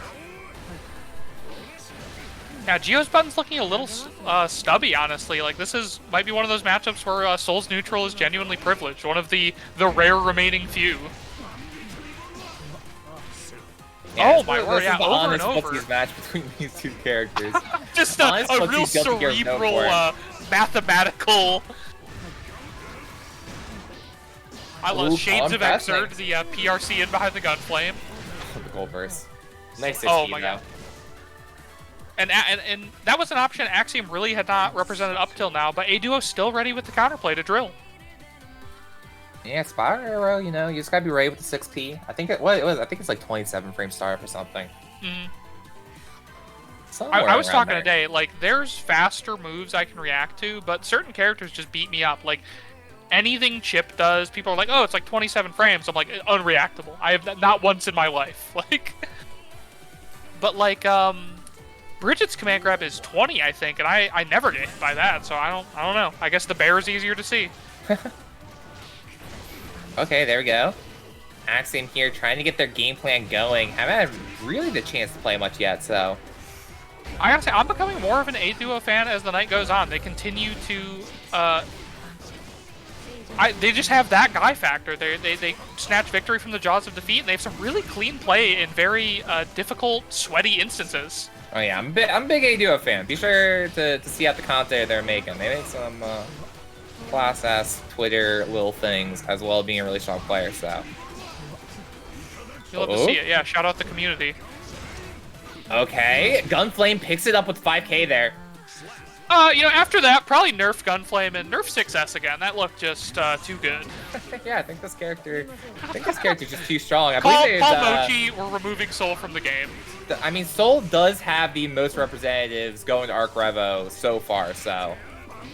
I love to talk about that type of stuff, because it's like, I think if you just go off of Tower, like, Kai is quote-unquote the best in the game. Like, he's just incredibly represented at the highest level, but people definitely don't feel that way in tournament.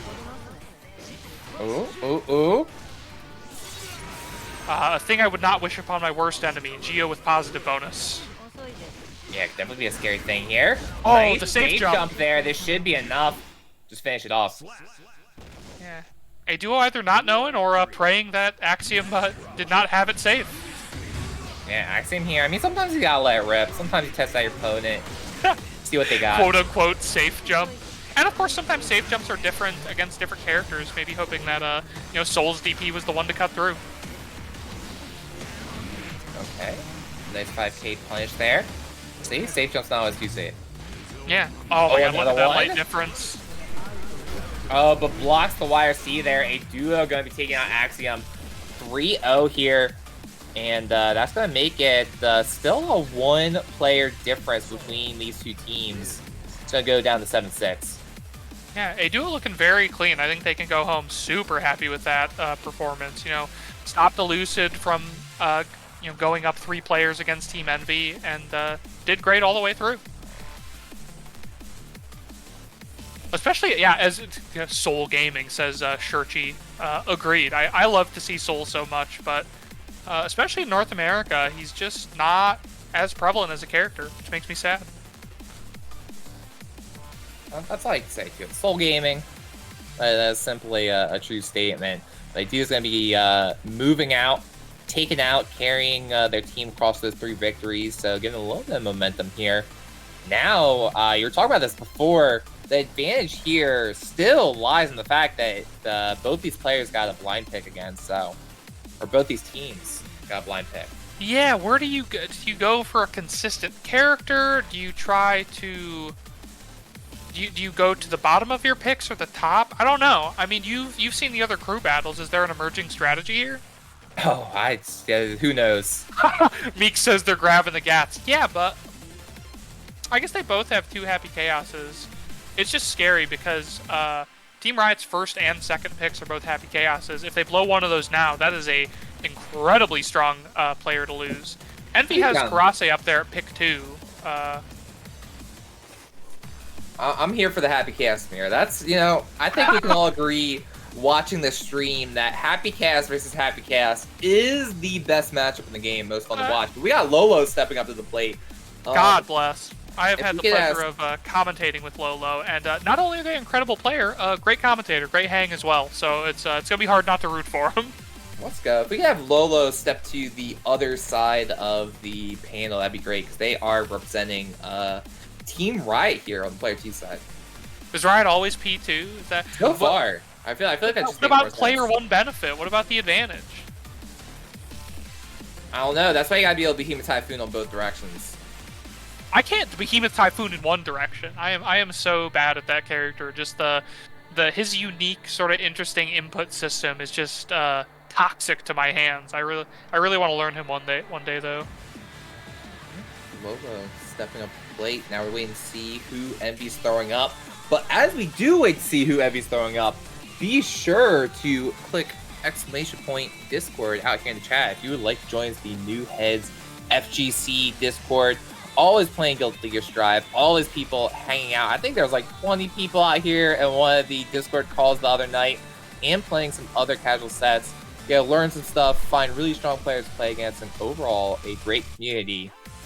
Valor out here stopping me in my tracks, telling Zion, fuck you, but I respect it. Lovingly. Fuck you, non-derogatory. Yeah, chat, can we get some ones in the chat if you want to see 2 men standing full screen just blasting? I think it is blind on both sides. I think they probably had to send their picks in before Lolo got into queue. I hope so anyways. I don't know. Who knows? I respect it. I respect Lolo just coming in. He said make your choice, it will make no difference. He said it with his whole chest. Oh, he's not even playing a gorilla character. No. I'm sorry to cut you off. He's setting Kimki up against Gold Lewis. Kimki is my old teammate. This man is the biggest Gold Lewis hater I've ever seen. Does the hate make him strong? Debatable. I'm interested. I mean, people often like to think about what their good air-to-airs are or good anti-airs are against Milia. Like, what's Gold Lewis got? Like, he wants to jump D in against everybody, but how effective is that in air-to-air battles against Milia? Not very effective. Air-to-airs are pretty good, but so the thing is, a lot of Milia players really hate this matchup. Because the fact, Behemoth Typhoon, obviously a big old disjoint. What an air throw from Lolo coming out here. So if Kimki starts taking the air, though, he can kind of block himself as Kimki starts to jump on him with things like 684. Overall, it does so much damage. That was a speed run. Something we did not bring up.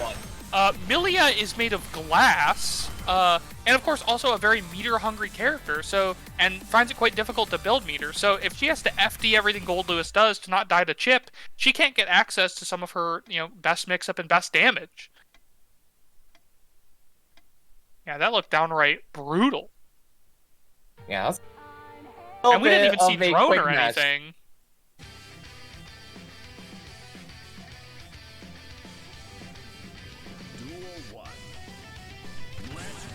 Alright, perhaps Milia's theme should give her some minor buffs. You get better frames off that, I believe. So we'll see how this goes. All right, let's see if Kimki can do what he needs to do to win this, and basically put Lolo in 6 straight mix-ups. There it is, JS, a very good air-to-air. You think it takes only 6 mix-ups to kill Gold Lewis? Oh, and there was here another really good option. So a common footsies button that a lot of these Melia players like to use is that 2K, dash up 2K. So Lolo, very smart, 5K, low crushes it, so. Oh, that's unblockable. No one in the world has blocked that overhead. I'm telling you, bro, 6K, you just can't beat I think Bad Moon is more reactable than 6K. Oh, but there we see it, 8-6-2. Finish it off. Lolo, not as fast of a match here, but still in the lead. Yeah, all it takes is a second at Gold Lewis damage, especially that super. Whoo, every time I think they're going to survive, that thing comes out. All right, let's see. That's 2 mixes, 3 there mixes. There it is again. Let that hair out. Winger here. Breaking through the wall. You know, she's a highly relatable character. She's very scared of going bald. Me too. A perfect! Looking downright clean. Of course, you know, Lolo's weakness here is that a lot of Gold Lewis's moves have a lot of startup time, and Amelia, you know, dashes in with her quick little buttons. She can just stop him right in his tracks. That 5K goes crazy. Oh, and there it is. So, Capella is honestly a pretty good way to stop the anti-airs that Gold Lewis does have. I've never played well against Capel. Like it does its job as an anti-air. Man, he's great Gold Lewis combo. In this Behemoth Typhoon.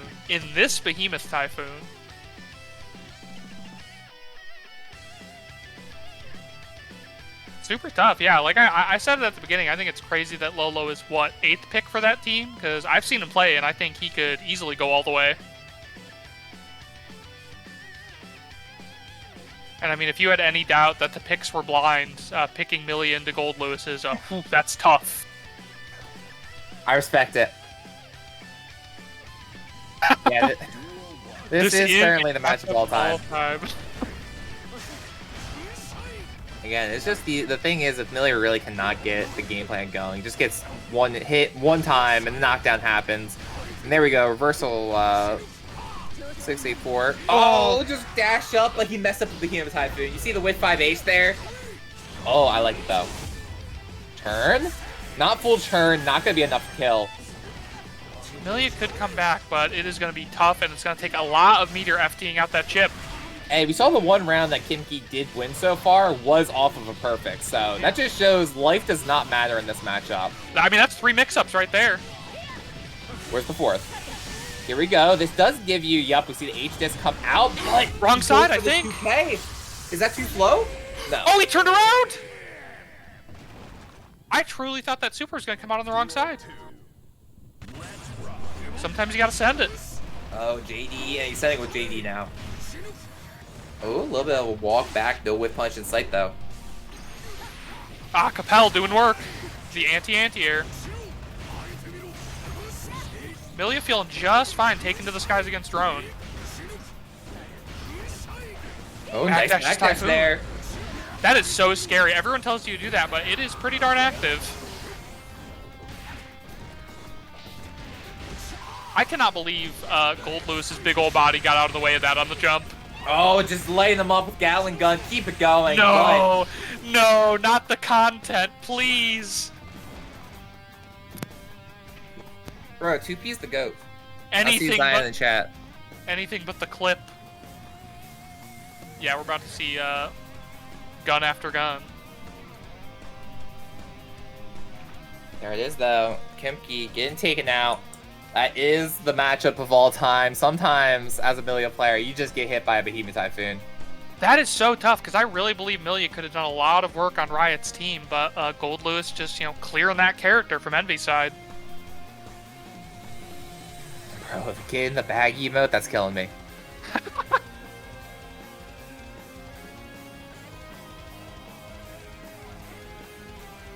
Tough stuff. So, I think they were right. I think you got to pull a GAT out. I truly believe. I would go for Mimi in this situation. I think you got to rep Happy Cast against Gold Lewis. Or, insane pick, go Omega. If only to, because I want to see Jack O really bad. No, but I can't imagine. I'm telling you, send the chip in. Oh yeah, that sounds well. Chip would explode, but I also believe he has the ability to make Gold Lewis really miserable. Yeah, it's a terrible matchup. Don't let the people tell you otherwise. Chip versus Gold Lewis is really bad. We got Slate coming in. Oh, this is a matchup I actually haven't had a chance to play it that much. Some Gold Lewis players I've spoken with have said it is miserable playing against new patch Bridget here. So I thought Bridget was all right. I had a privileged matchup against her as Faust. It definitely felt me favor, but I was like, oh, this character seems fine. And then they juiced every one of her buttons, and I was like, okay. Town inside me, band colors, let's go. Hey, get that out of your mouth, Zion, saying it's not as bad. If we ever play, I'm throwing, just so you can agree as Horus. Yeah, Slate showing how tough things could be for Gold Lewis here already with some very tricky air movement, and then stealing the positive bonus so fast to do whatever they want with. And apparently they wanted to run right into that coffin. Oh, that was kind of OD. You know, a lot of times you'll see the Gold Lewis players do that JH, go to the other side.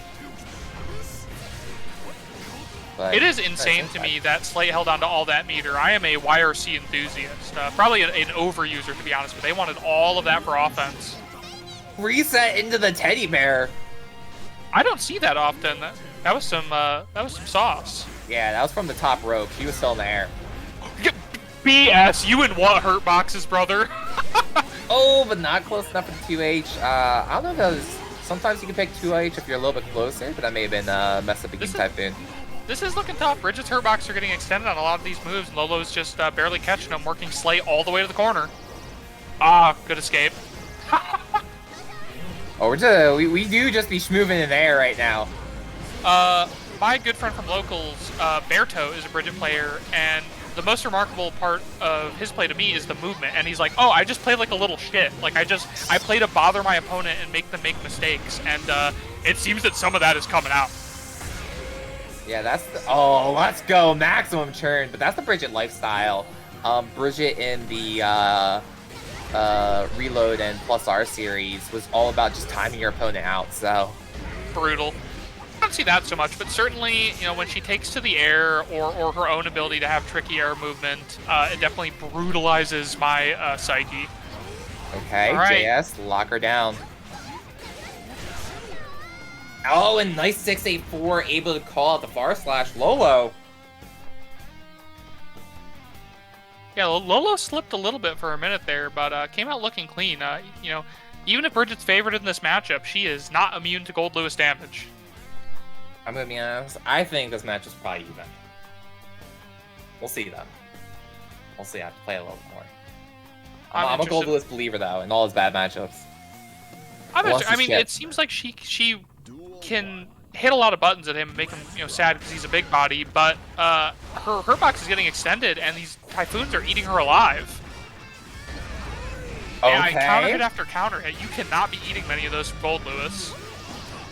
Yeah, I don't know what they're going for in the wake-up opportunities, but there's been a couple of counter JHs like that. Ooh! That's a lot of security meter wasted. Ooh, puts themselves in the corner. Ah! Don't want to block that in the air, I'll tell you that. Oh no, Ooh. The counter hit 268 in the air, unable to finish it, but Kara canceled. 862 is going to do it. So tough, yeah. Slate just not really, you know, working up the meter to try something to escape, either going for a safe DP or a YRC, just forced to stay in the corner until Lolo could finish him off. Yeah, I think as the Bridget player, you really have to look for the opportunity to just start your pressure game plan and put Gold Lewis in the mix-up opportunities, because he does not have the best buttons to press after these situations, but the Clash there is going to do it. Lolo looking to try to speed run their 3 games. Says, I'm trying to 3-0 all my opponents. I'm trying to make these matches as fast as possible. You know, when I think about the Gold Lewis matchup, I think about it in the opposite direction. Like, I don't think I have to get my offense started. I think I cannot allow that man to get his offense started.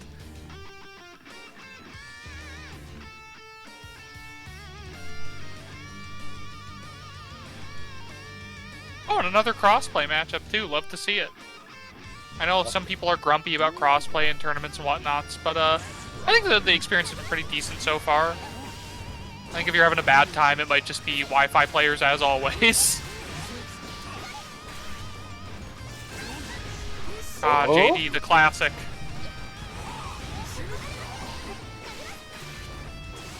I do love the counterplay to drone where people will just run into drone and die, and Gold Lewis's don't expect it, so they don't convert off it. Yeah, you just gotta go in and what a conversion! Reset doesn't break the wall. That was clean.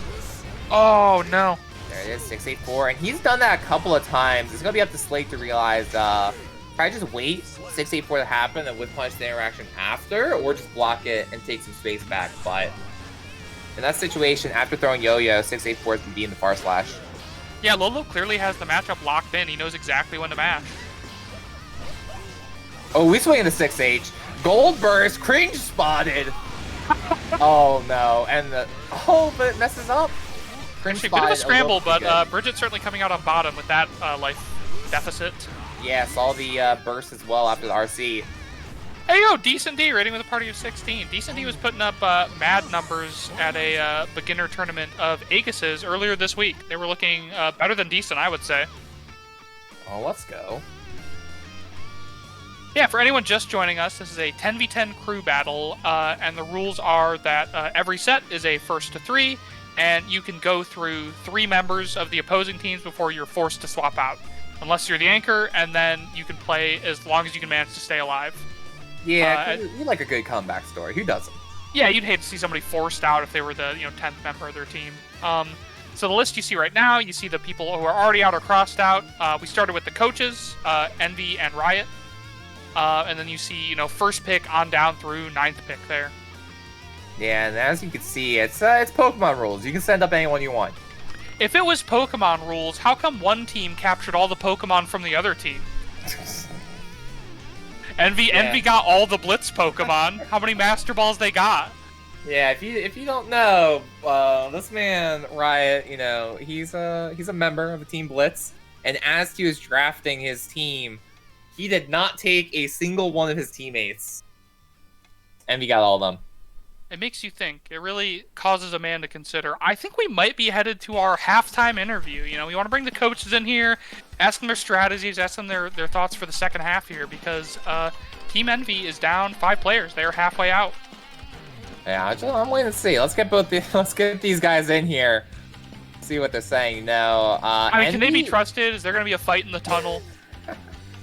They already had their chance to fight. They took it out. Envy won it, and now Envy's team been keeping it a little bit up. We saw some good performances earlier in the night by Lucid, but coming into the Discord here, we got them. We got Envy and Riot. How you two doing tonight? I'm doing fantastic, personally. Big chillin'. Yeah, Blitz Envy versus Blitz Riot. We're here for tonight. Where did Blitz come from? Where did what Blitz come? My Blitz? Yeah, your Blitz. Bro, I just looked at my team and I said, we kind of feel a little blitzy, so I went with Blitz. Blitzy? I mean, if you're coaching a team full of Blitz members, you'd have to think you're the Blitz coach. That's what I'm saying. Put me in. That is the most head-ass thing I ever in my life. Alright, so, I mean, to be serious, Envy, you're down right now. What's the thought? What's the Envy's strategy? up. How are you going to turn this thing? Am I dumb? I thought they were Wait, down no, 5. is it No. even? I'm No, done. no, I'm we're done. I down. forgot Lola was on Team Riot. Yeah, we're down. I only Yeah, trust the lore. I'm the worst at production. Me I'm just too. counting. I'm forcing Yeah, this how- shit to happen, so. Yeah, what's your plan to come back here? How are you going to turn things around? It's back and forth, but quite frankly, I think we can make some moves and make a comeback. Because right now Lolo kind of cooking, but he only got 1 slot left. You know what I mean? So we might be able to get that stretch. That's true. You got to look at even these strong players. They only get 3. Yeah. So I think we'll be fine. Well, Riot, how are you feeling about Lolo's performance? I was interested to see them as your 8th pick there, but they are looking like a first seed after that stuff. Yeah, definitely. I'm not surprised by Lolo going ham with the coffin. Honestly, I've been hearing some talk. I feel like he's been like a underrated pick actually from the buzz when I hear, but clearly the performance showed today. Lolo is definitely in their bag right now. I respect it. Unfortunately, he doesn't got 1 more set to go. But I mean, it's not the last. Obviously, we're gonna cook in some more with the rest of the roster. For sure, and both of you still got 2 Happy Chaoses left in the bag, which is everyone's just waiting for the last set to be all mirrors. I'm down. Hey, it's gonna be a shootout later. Love to see the happy chaos mirror. Gonna be looking like Grove Street later. God damn. Bullet slaying. Sheesh. All right. All right, guys. Anything before you guys head back into it to finish off this 10v10? Anything you guys gotta say to the people? Say to each other? A message for your team, a message for the other team. Nah. Personally? Nah, no words. A man of no action. Words, no words. We'll leave it at that. All right. No worries. Just bullets. All right, they're gonna let their Damn. team talk. They're All right. gonna let the tool talk. Good shit, guys. Sir. All right. Alright, Thanks for bro. joining. All right, I'm sending you back later.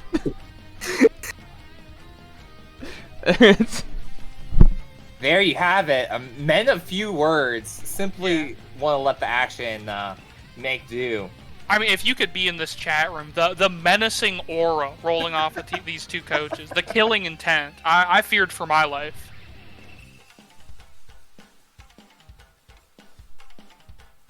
And they got a long night ahead of them still. The coaches might be out already, but they take that role seriously. They got to manage their team, help people out with the mental, with the matchups, and they got to make these counter picks, and they got to make them count because they are swiftly running out of time. Yeah, so Envy, I got the numbers wrong. I was mixed up by Lolo as well, thinking that they were on Team Envy, but they're on Team Riot. So we got 6 players left on the side of Riot, 5 players left on the side of Envy, and we're sending in Alpha Omega here. What's Omega coming out? No, it's Mimi. Oh, it's Mimi? Oh, I thought I saw Jacko. Never mind. We it's saw the Mimi. Jacko cosplay. We immediately assumed it was Yeah, I did. Jacko. No, it's Mimi, the happy cast with a Jacko drip going gun to gun. Respect it. American Steel versus the 6 Black Heavens guns. All right, I'm not gonna lie. This matchup, guys, it's 5-5. I trust you. I would expect this to be miserable for Gold Lewis, but I figure, like everybody else, if Gold Lewis gets you in the corner, you're gonna have a bad time. I believe Lola just needs one opportunity. I'll say that orb did not look 5'5". That is a big old man. That is the average American, and he was unable to avoid that. But Mimi here, she's getting game plan going, zoning him out. I cannot believe that Typhoon did not catch Mimi's backdash just a little bit ago. Oh my god, whiffed 5D into Bullet. That, I'm like, Happy Chaos isn't that bad. They don't have to nerf him, and then I see that. With 5D and the Bullet, for what people say, I think it's just fair and balanced gameplay. It just, it's fine, but it just hurts my brain to see. He needs it. He needs it, and he needs roll too, make sure he has roll. Oh, those danger changes coming in clutch. We're swinging. I saw, hit. yeah, there was a back air dash, and she was not going to be able to block at that time. So this is what I'm saying, 5-5, right here. Mimi worked in It was the even corner the whole and time. has the crazy thing about getting worked in the corner and being in danger penalty is you just have no meter to deal with Gold Lewis's chip.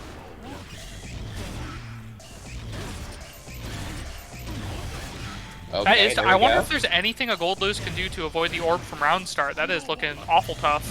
Oh, you know what it is? Oh the, my the God. tech is you hit 6th stage. And you get counter hit, and it's hilarious. Send it. Hey, you just send it.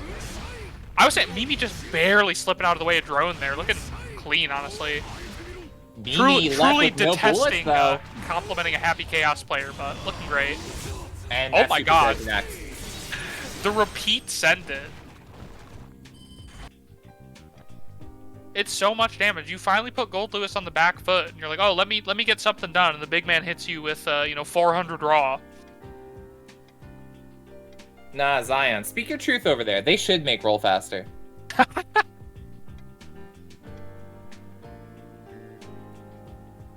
Hey, is it crazy if it works? It's the Ume Lolo. He's a genius when he does it. When I do it and it whiffs, I'm a moron. I don't know. He's connected with pretty much every single reversal super he's done. I think he's only had one block so far, so... In some really tough situations. Like, I wouldn't have guessed that Gold Lewis Super had those hitboxes. Yeah, it's pretty good. Pretty good reversal super. Look at that man grabbing you, putting his bare feet on you. Disgusting. They never expect the the third overhead, but very good match from Lolo. Oh, Stop! He whiffs the gunshot. Lola holding strong though. Yeah, without Mash curse on though. with. Mimi has had the worst reticle luck so far without curse. I think they're gonna have to purchase a better aimbot after this tournament. Certainly, yeah, or at least better dice for the inside of their computer. Oh my god. Patience here from Lolo, but, you know, he's experiencing what everyone experiences against Gold Lewis, and that is that chip damage is real. Duel 2. Let's rock.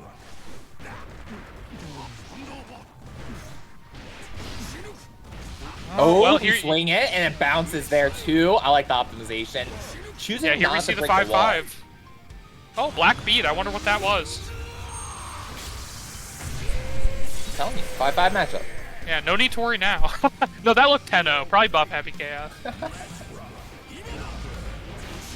What a deep 5B. And Mimi with, you know, nothing to do but take it. Oh, now he's just churning. RC in, and that's it. No, burst come back just in the nick of time. That 2S right there, that was supposed to be Gatling gun, by the way. There's no way. I trust you, you know, our primary Gold Lewis correspondent. Maybe it was drone. It could have been drone either. Actually, yeah. I just don't think he got the core circle right. Oh no! Let's go. Is it gonna get him? Yeah. Okay, burst is wide enough. Both characters on one hit here. 5-5. Both characters have a gun. I think speed up Happy Chaos's unholster animation. I mean, that was ridiculous. Gold Lewis should never be able to do that to him. Also, that was not the fastest Gatling gun either. That was only level 2 Gat, so.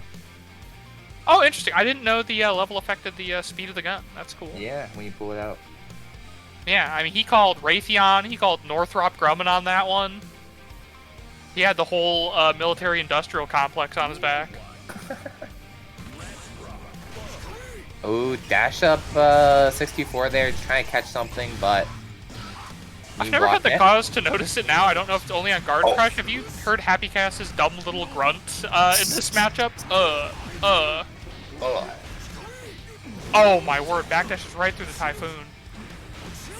Overhead. Mimi weathering the storm here, but he can only block so long. You're gonna get opened up. He keeps getting that black beat. I wonder what Mimi's going for.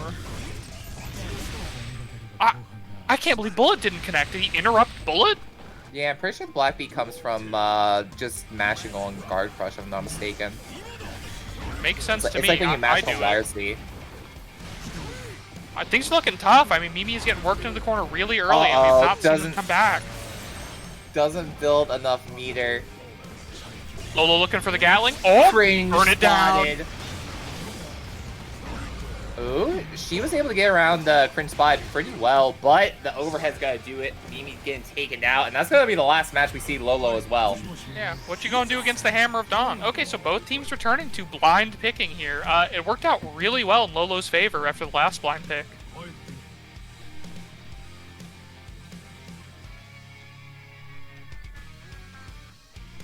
Lolo certainly lifting way more than 8th pick would have you realize. I think Valor may be out here adjusting the budget as we speak. I told you in the very beginning, I thought Lolo was a underrated pick, a very a budget pick, right? Isn't that what it's saying? You know, got a lot more out of it than maybe what they were what they costed. I'm a Gold Lewis believer. I'm a Lolo believer. Players they found cost... Gucci at the thrift store after that one. Real quick, player cost does not necessarily mean that they got picked late, which means they were a low cost. It means that Riot was saving his points till the end. That's true. But... Oh, I was thinking that it was crazy to leave Lolo out that long. I think I would be picking Lolo way faster than that. But like I've seen Lolo cook some pretty tough bracket demons. They have appeared in at least one and maybe a couple of the Aegis tournaments that I run on Wednesdays, and really held their own. I mean, did great work. All right, so now both players gonna be going back out. So going back to the teams to decide who they have left. That make it 4 players left on the side of Envy, 5 on the side of Riot. And 1 Happy Chaos down for Envy, which we've been talking about as the wild card picks, because Happy Chaos can be a really brutal counter pick a lot of situations. Still got a Jack-O on the table, which, man, I would love to see. Both of my sort of ones to watch on Riot are out at this point. It was Elucid and Lolo, who both, you know, Had very much did performances. for their team. Yeah. I tell you, these Jacko players, absolutely crazy. Jacko, honestly, Jack is a really strong character, but it looks like we got, is that Sempo? I believe it's the only chip player we have on the side of Envy, so it has to be. Yeah, unless someone's making a weird pick. I'm genuinely worried. Like, I think a chip player with momentum could go all the way. They're gonna get that real life positive bonus. Yeah, very much so. I saw my boy Zion in the chat. That's a chip enthusiast as well, saying he's excited to see the Sempo come out. So this guy may be cooking something. I get so mentally worked by chip, you know, just like the backdash run up Rekka, backdash run up Rekka, just mixing me over and over. I look, I know there's ways to deal with it. I know you can play smart, but people tell me chip counterplay, and then I'll go look at like the best players in the world, and they're not implementing that counterplay. Like, people are like, duh, just 6p drill, and then I see like Umisho getting worked by drill, and I'm like, well, what is the truth? Like, okay, but we're gonna be having Sempo versus Aquino. I actually don't know. I played a long set against this guy today. I believe it's Keno. That's how you pronounce their name. So someone said, if I'm pronouncing it wrong, Akino. let me know. Akino. But okay, Akino. thank you. I don't like the Japanese pronunciation. I mean, no joke. That's I'm genuinely asking. I do not know. Yeah, I don't fair know enough. either. This is a funny matchup, though. I feel like a lot of Ram players over the course of this game have complained about playing against Chip. The amount of times I've seen Ram players say that this is a bad matchup for Ram Just is play utterly the surprising. neutral, bro. You beat him. That's what everyone was worried about. Those. Good lord, the perfect. I mean, that's gonna be the matchup. Chip's just gonna explode if he gets caught in the corner. People have been scared about the Nago and Ram changes because they're like, oh no, these players are all gonna learn the neutral now. Oh, Gold Burst. This man is a Gold Burst machine, I gotta tell you. If you have not seen him play, he finds the most perfect times. A little bit too far for the pickup there. That was a fat combo, though, and kept the corner. Ooh, unfortunately, though, that's going to give Chip positive bonus. Yeah, I'm gonna be interested. I've not seen Sempo play, so I'm excited to see if they have the really strong... Yes, they do. You can see it right away that they do know how to keep the infinite block strings going. Go for the command grab. Second time we've seen, but Akino been ready both times. Yeah, I cannot escape the command grab. It's incredible that, you know, Akino was able to see the leaf and react.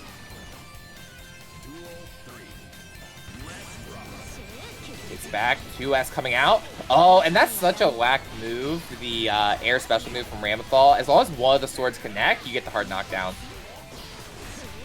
You know, it seems like the story of this matchup is just going to be whoever gets caught in the corner dies. As we see, you know, Sempo really made a comeback last round. Oh my word, by the tippy of his toes. Yeah, it was because she didn't have the sword back yet. She ended up whiffing that. Yeah, RC. great call out though, and some real big damage. Not going to break the wall, but going to put Chip in a real unfortunate situation. We're trying to meet. Get the hard knockdown. Nice beta blade out here. We're back to the Sempo's doing a ground. great job avoiding explosion pressure. But sometimes you just get hit by 5S, 5H. Sometimes you get nooched on. Sometimes you don't need to be jailed in the corner for 4 hours and you just get whacked. It's only one up, and I think, you know, they held on to themselves well. I think Sempo could turn this around pretty handily.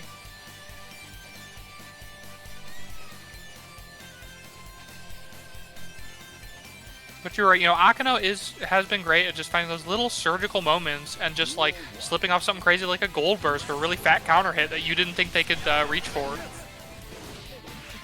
Oh?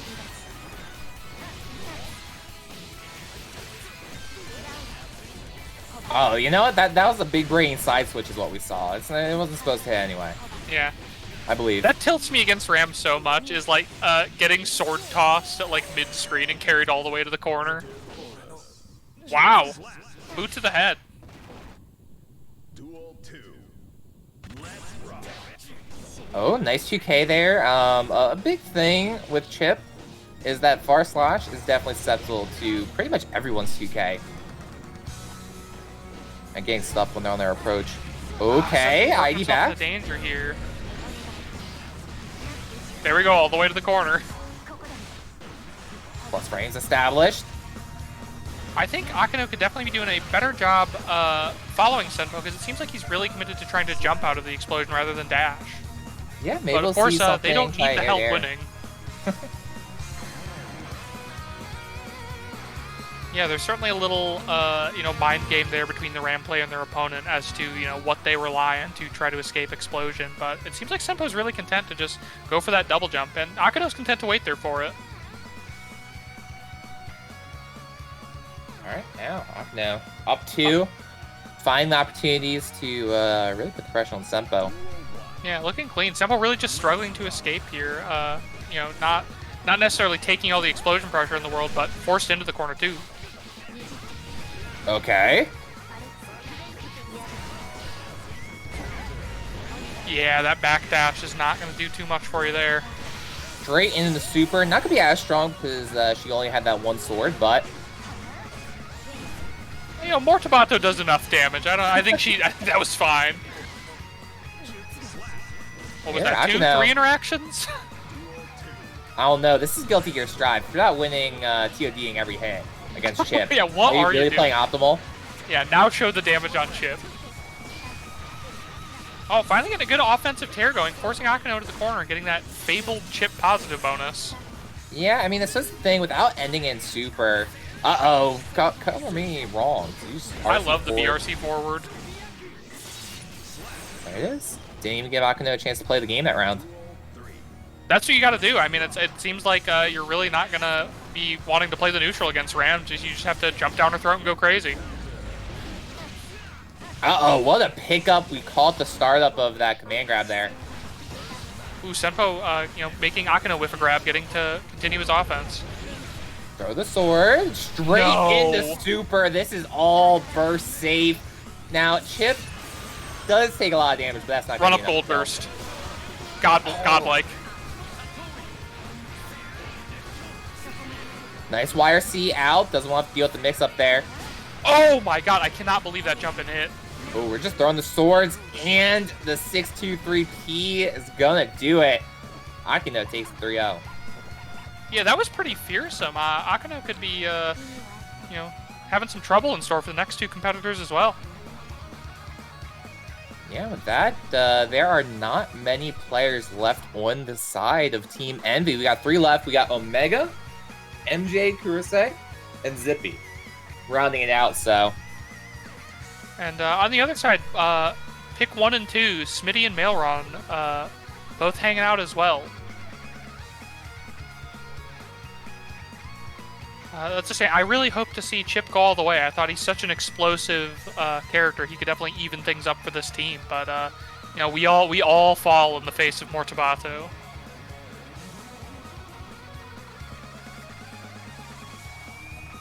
Now, who are we going to see? Are they going to try to throw up? Honestly, any of these are really good picks. All 3 players left are strong in their own right, so I'm excited to see who they bring out. So I'm going Karase, because I think Jacko could do a lot for him because people don't know how to play against her, and I think Zippy is almost certainly the anchor. Although certainly Karase could be the anchor. I could be out of my mind. Hey, he wouldn't be a bad choice by any means. My boy MJ's a beast out here. He's been doing really well in these online performances. So oh, for sure. But yeah, I'm feeling Karase here. You know it's not going to be the mirror immediately. Like, it's going to be into Ram. And you might additionally force out a happy cast in response, which I think could be pretty healthy. Sometimes you just got to command grab there, Zion. That's the way it is. You gotta let him know. Yeah. I always admire players who do sort of wild shit earlier in a set.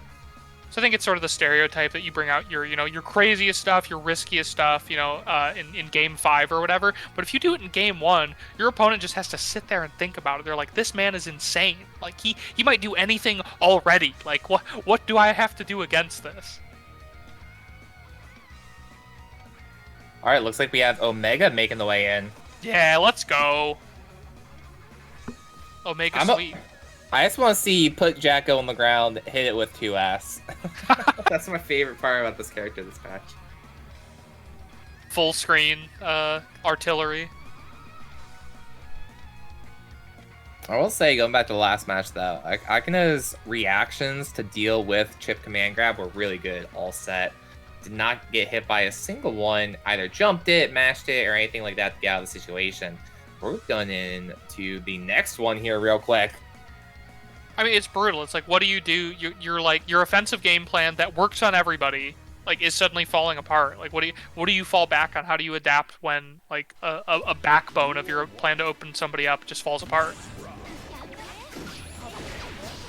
Oh, you just throw the sword out and get through the minions. Oh! Hates the burst! How do they know? That is so early. Good looking out.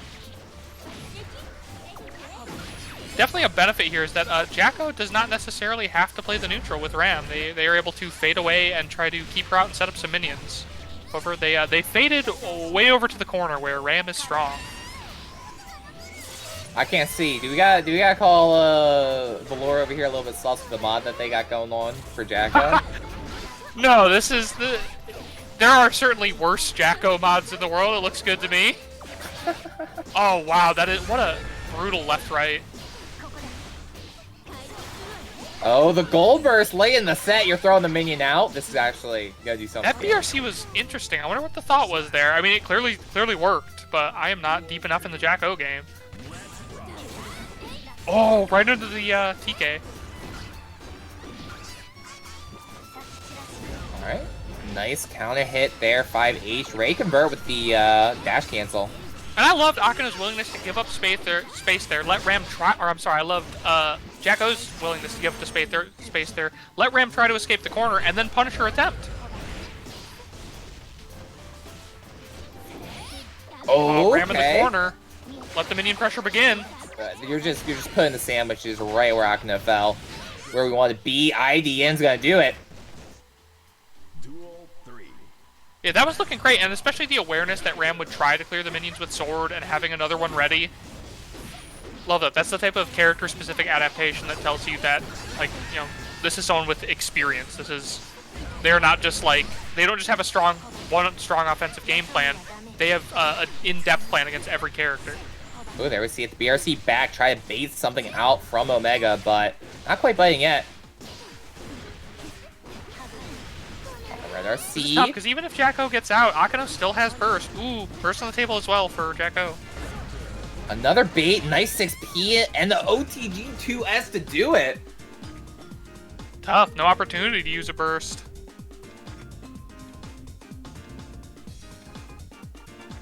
Oh, Omega still certainly has room to do work, and I'd like to see it. Certainly a very close set between these two players. Our closer first match. It's just Ram has so many wide-swinging moves, including Sword Toss, that they don't invalidate minion play, and Omega certainly has some pretty tricky setups, but they definitely make it hard to just set up the minions and go ham. Yeah, that graphic's clean over there, Nick. Shout out to Halo for making it. They did a very good job. Akino doing a great job running through that shield. Oh my word, the charge dust? I didn't even see that.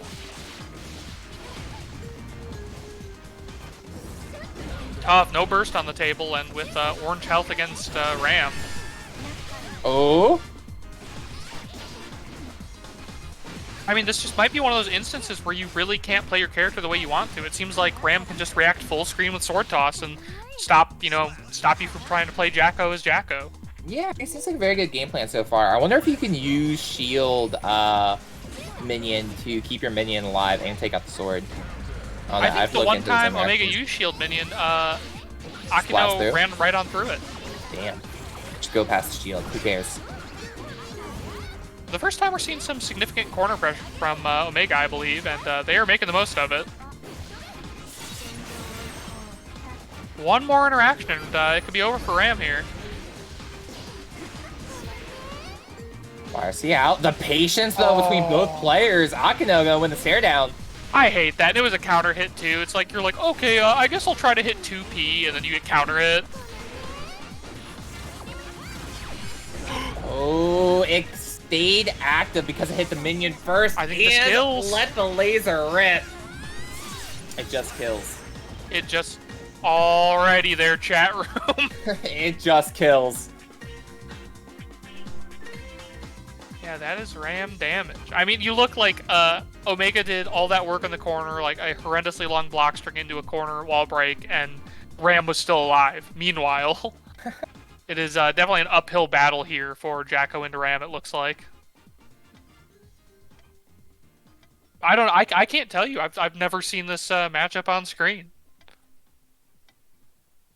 Ram players are, or Jacko players rather, not the most common, so you always get to see it. But this man, Akino, staying in. So here's the biggest thing. They are going to be getting taken out whether they win or lose next match. But there's only 2 people left on Envy's side. So if Akino is able to beat the next opponent that steps up, then you're just going to be leaving it to the final player acting as the anchor. Who do they put up? Do they put Zippy, though, up next? Or are they going to put teammate MJ up? It's time to see. Yeah, it's definitely tough. I mean, the comeback factor is real, and I wouldn't put it past any of those players. They are godlike, but you know, having to go through all those wins, that's a lot of pressure on your back. You have to perform at a high level for so long. You know, nobody left here is a slouch.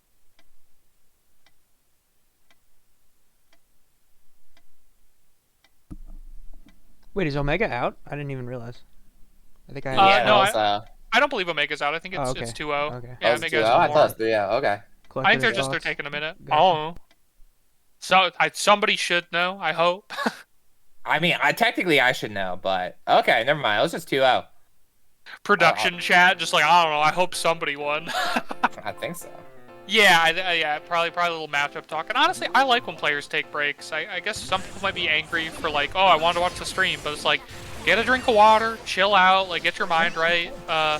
The mental is so much of fighting games, and I feel like we really just don't talk about it that much. Game? Yeah, if we could move over to the game, that'd be great. If you had the game open, you'd see Jacko just got blown through a wall. They're already on orange life. Things are looking tough against Ram with positive bonus. Okay. Oh, and that's the second time we've seen it. RC backtrack bait something out here. This is so tough. Like, Omega's playing great, but just cannot get the minions out to set anything up. Okay. Akino's super content to just, you know, toss swords and lose their good normals in order to stop Jacko from doing anything. I'll take things that shouldn't have worked for 500.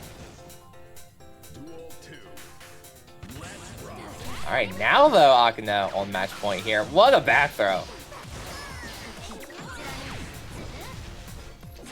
I was so scared Jacko was about to get clipped by that explosion. Oh, both swords were down there. Ooh, 1, 2, 3 overheads. All block. Ah. Up. What you didn't expect was the mid.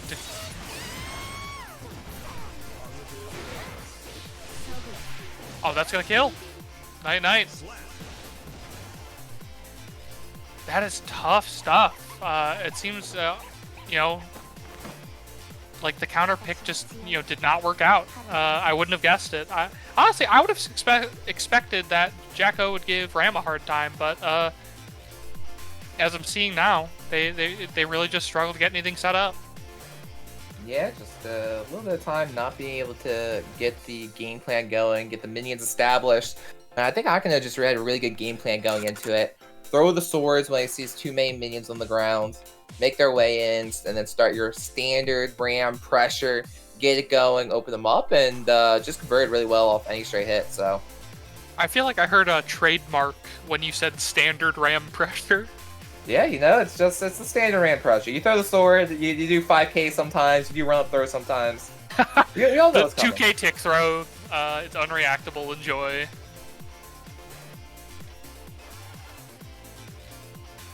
Yeah, that was super tough. And, like, it's crazy that Akano was ready for it. Like, we keep remarking on, like, yeah, you just don't see that many Jack O's. But, like, they clearly had that in their pocket.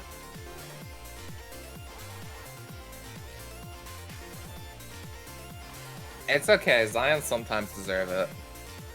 Zion got turbo shot. He got shot in advanced. Like, that was level 3 Gatling.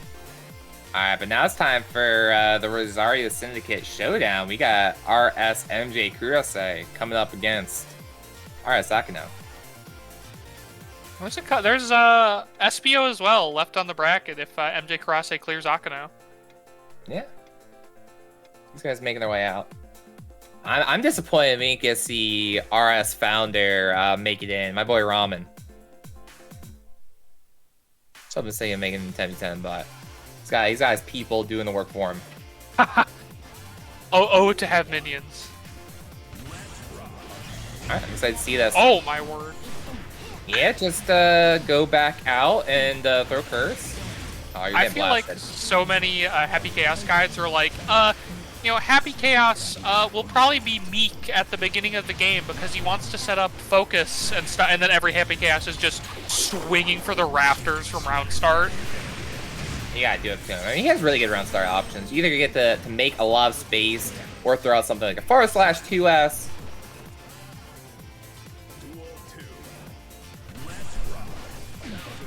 Ooh, a little bit of a cross-up, I think. God damn, is that the copy pasta for MJ? That's wild.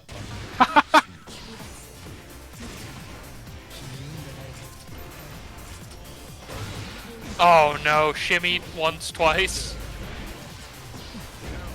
No bullets on deck either. If Karase ends up out of this, he's gonna have to take the time to reload.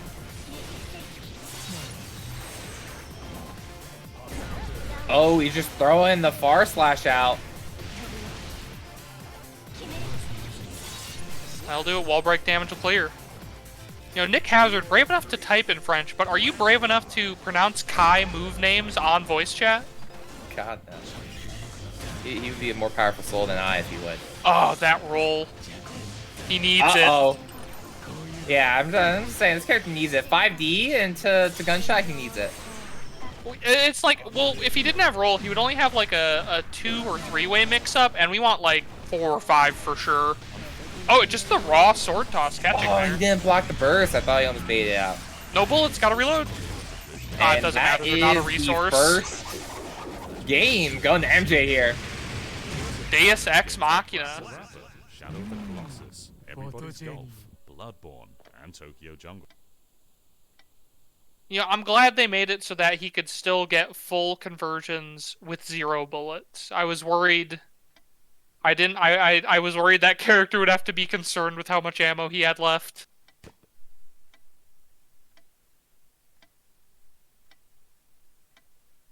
The funny thing is, I was talking earlier about my Leo bias, on how, like, a Leo player will do, like, a sick outplay. And I'll just be like, yeah, that's fine, that's whatever, it's a Leo. For some reason, Happy Chaos, despite, you know, most people being pretty tired of him, when a Happy Chaos does an outplay, I'm like, yeah, because I'm a sicko. Like, I love when he does a disgusting six-way roll-through, you know, nonsense. It's the meme with the person sicko, he's behind the window. That's just yeah, right here. That's me watching Happy Chaos players. The poor normal Leo players playing like a decent straightforward game, and I'm like, this bores me. Okay. Uh-oh. Reset? Let's just call it a reset. Oh, it's decent, Nice, you know. there. The escape gets 6P'd, but not to any real effect. He needs that too, by the way. He needs Milia. Okay. Go for it again. Just get the focus real back. hard. Catch the backdash here. The reticle is doing all the work. This is going to be the first slump. That jump pressure really lighting Akano up here. ID back. This time. All the focus in the world. Oh, that's a very good trade for Akano to get out of the pressure here. Just shoot Let's it. go. Call it the dash up grab. Just do it.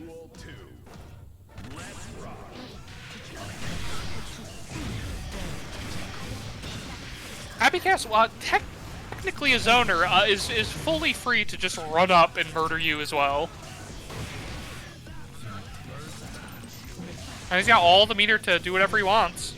All right, and then we reset them 3 times here into the wall break. Ah, a little duck hunting. This should be it. Okay, super Might just focus go for out the here. chip here anyways. Woo, no need.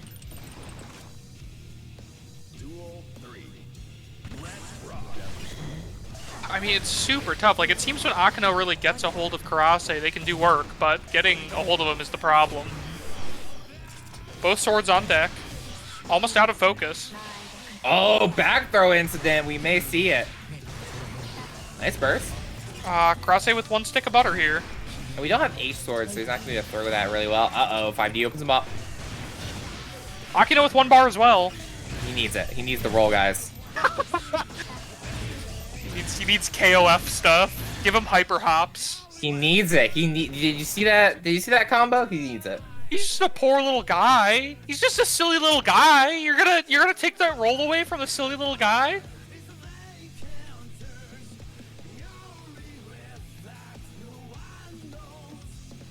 Things looking tough out here. I mean, we talked about the Happy Chaos as sort of the break glass in case ofs, and Karase is definitely showing that to be true. Just putting up real stiff resistance deep into Envy's roster. Between him and Zippy, they could definitely hold it down and go all the way.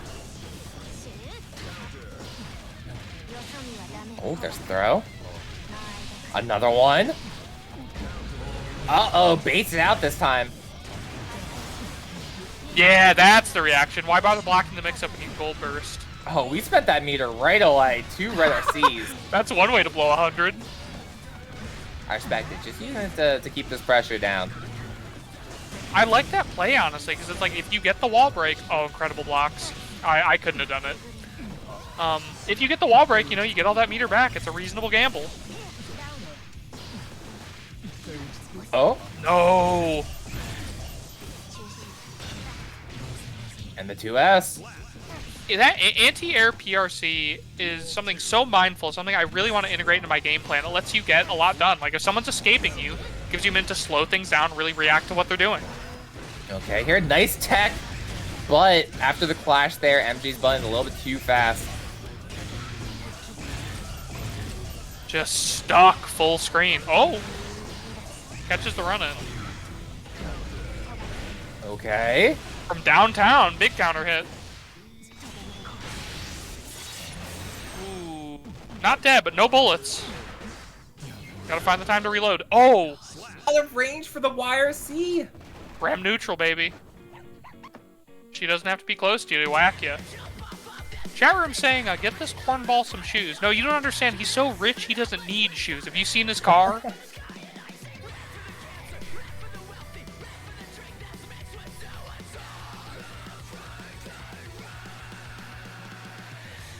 You know, Akino gonna have to make some large adjustments here to turn things around. I mean, you know, their defense is incredible, but they're just really struggling to get a consistent and long offensive idea going against Karase. Oh. Kind of. Oh, that's a burst spent there. Confident gonna be able to bring themselves back into this round.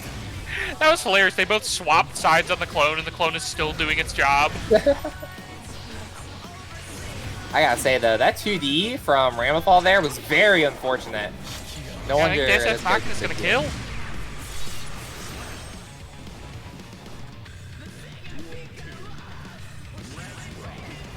Karase with burst on deck. Of course, all that looking very difficult to burst. Ooh, just close enough.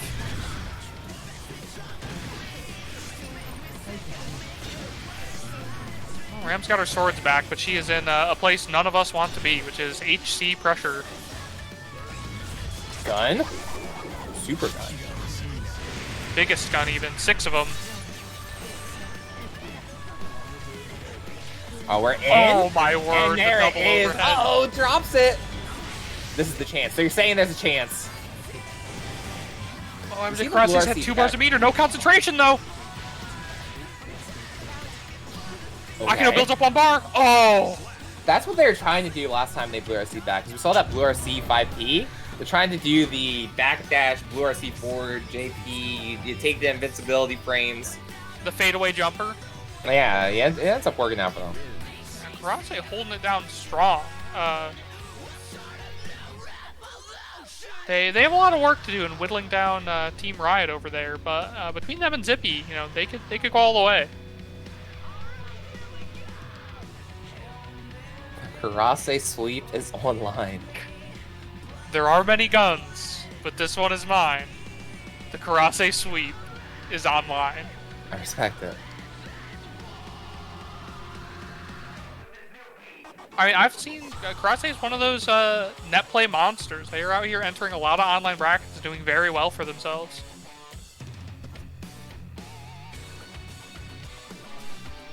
For those of you coming in just at the end of this here, this was a 10v10 team battle, although things have been taken out a little bit now.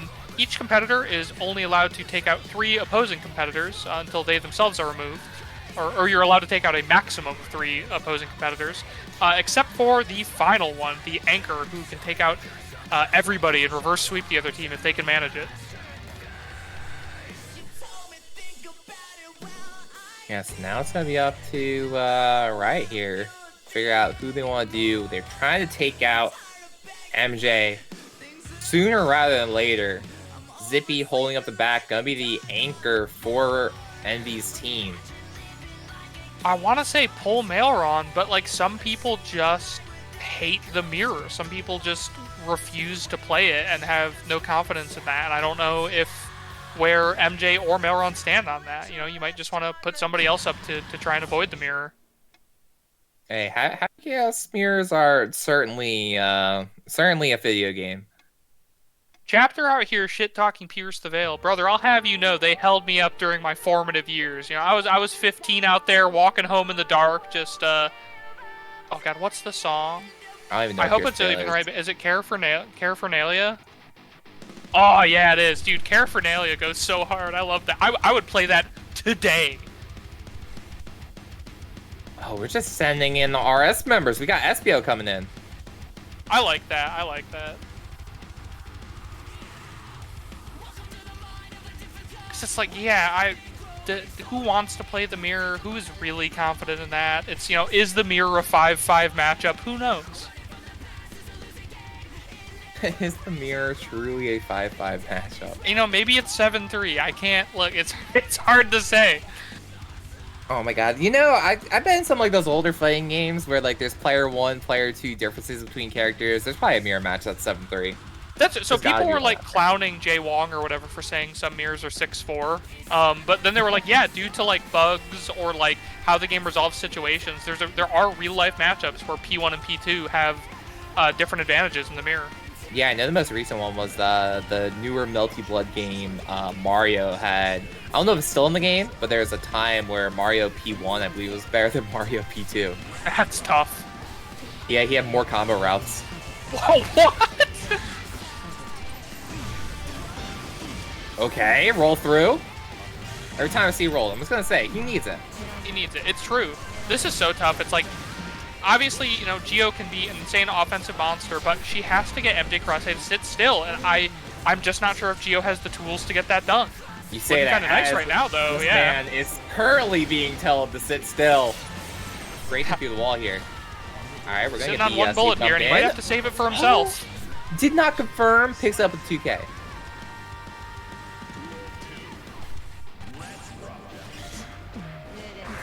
Gio says, I don't care about the orb. I'll take it. Watch me step.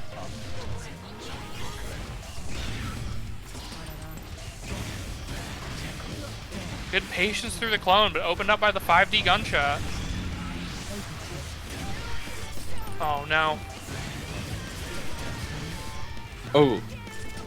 Not gonna kill. He doesn't quite have the meter to do so, but he can make you pretty unhappy. Another one. Okay.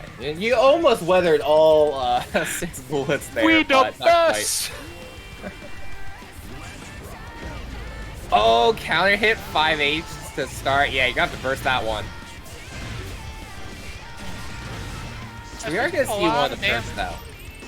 This main FCO playing Giovanna. She's very quick. You'll be able to dash block in. No bullets. Yeah, I like the RC there. Get the chance to do it. I just don't know when Espio is going to have the chance to use that burst. They're getting worked down here. Yeah, if you burst, you're back to the full screen zoning, so holding on to it may be the right option. Yeah, won't get the chance. Gets shot in the air. So tough. They managed to get a round off him, so you know maybe they could do a little more. But Cross-Side's corner pressure is just fearsome.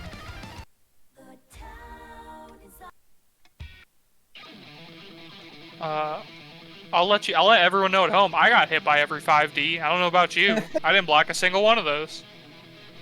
Bro, just react. Just react. I would get worked by both of these. I can't tech Geo step grab, and I can't block Happy Chaos 5D. So.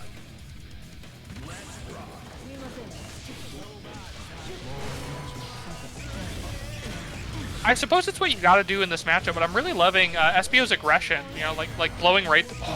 Except for that, a little too aggressive. I mean, that's just a really good burst bait with the curse there. Yeah. Uh-oh, blocks it. Yeah, but no punish.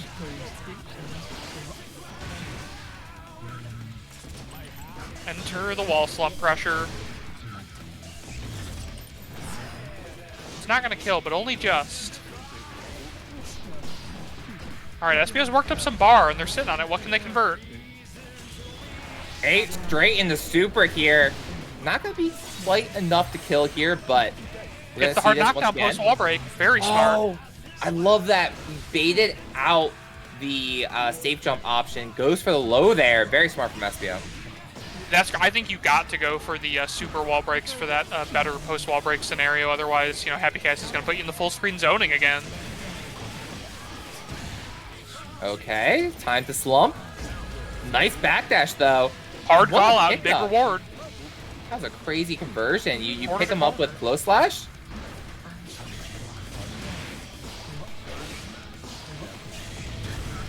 Like, that rules so much, just Geo dashing in against Orb and going crazy.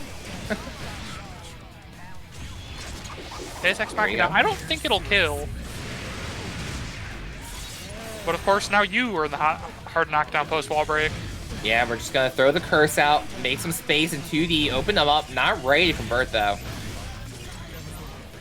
I gotta say, one of the most anti-air Deus Ex Machina. Do you have the FD to deal with this? Oh man.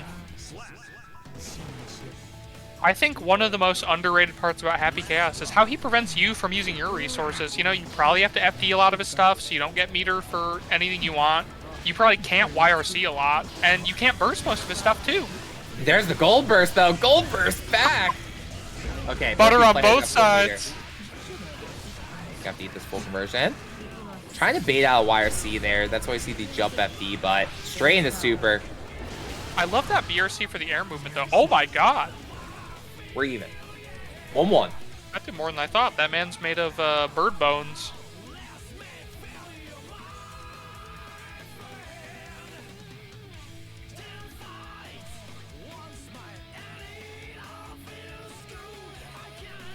I would love for Espio to upset things here. You know, we have been semi-memeing, semi-not about the Happy Gas players really dominating this tournament, but it would be great to see a Geo come in and just, you know, take the legs right out from under one.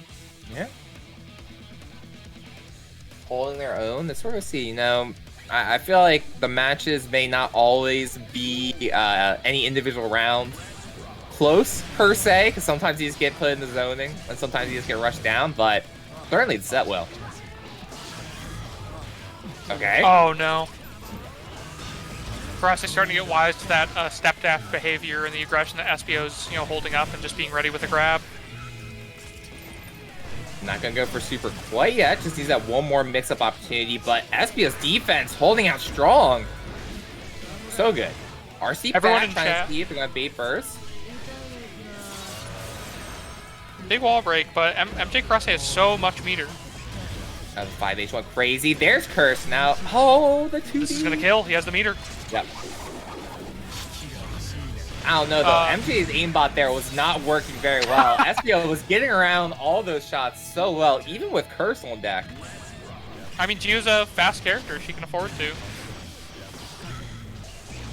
Just outrunning Curse. Oh, gets thrown in the start of Fire Slash. Okay, elects for the wall break. Probably wants that positive bonus, but he's got no meter right now. He's got to wait for it. Through the clone. Oh.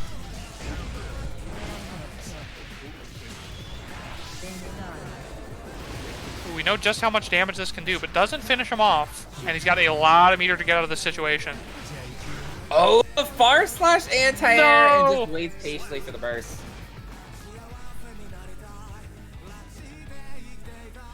Everyone mourning that Ninja got shot in chat. That is the second time he's been shot. He's like Rasputin. He just keeps coming. It's these damn chip players. these chip players. They don't want to play the neutral. They want to control the tempo of the game, and they want to control the tempo of Twitch chat. That's true. I too hate chip players. I get you, Vinny. We at locals, we had a 15-year-old chip player come through and like work most of the bracket, like make top 8 handily. And to some extent, you know, it's like, oh wow, this kid's really good for them. And to some extent, it's like, all right, someone's got to beat this kid because we're not having a 15-year-old win the bracket. Someone's got. It's like if you ever seen Dragon Ball, you know, Roshi comes in, he had to beat Goku in the first martial arts tournament. Exactly. Yeah, that kid was Goku. Okay, roll through. He needs it. Well, he has a hard time escaping the corner without it, and you wouldn't want Happy Chaos to have to be in the corner. Alright, I'm good. I'm not grumpy. I'm not grumpy about Happy Chaos. Karase is sick, honestly. Karase has so many outplays, I should not be grumpy about his character. Alright, now I'm grumpy again. My bad. Bro, he needs it. Didn't you see the 5D? It has a vacuum effect now, or the JD, I mean. I saw that if he mashes during RC, he can get 0-frame gunshots as well. Oh man, looking like a Kai player. Bro, he's giving him the with crazy 5D with 5. Don't end it like this. If you gotta put SPO down, you know, do it with some respect. Alright, here again. SPO's defense has been really good, but now Karase bringing these throws out.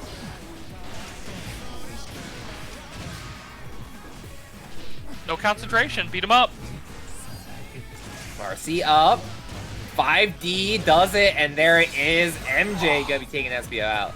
With the last bullet in the chamber. Halo Can't says this character is cringe. Yeah, but we'll hate the character, not the player. You know, Karase is a damn good player and, you know, one to watch. Character cringe. Respect it.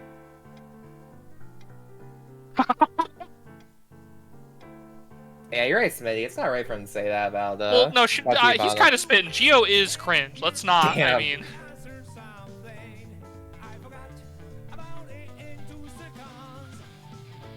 Damn, that's crazy, Halo, because MJ stole my dog and stole my wife and killed my dog. MJ banged my car and stole my dog. That's crazy. And drove my wife.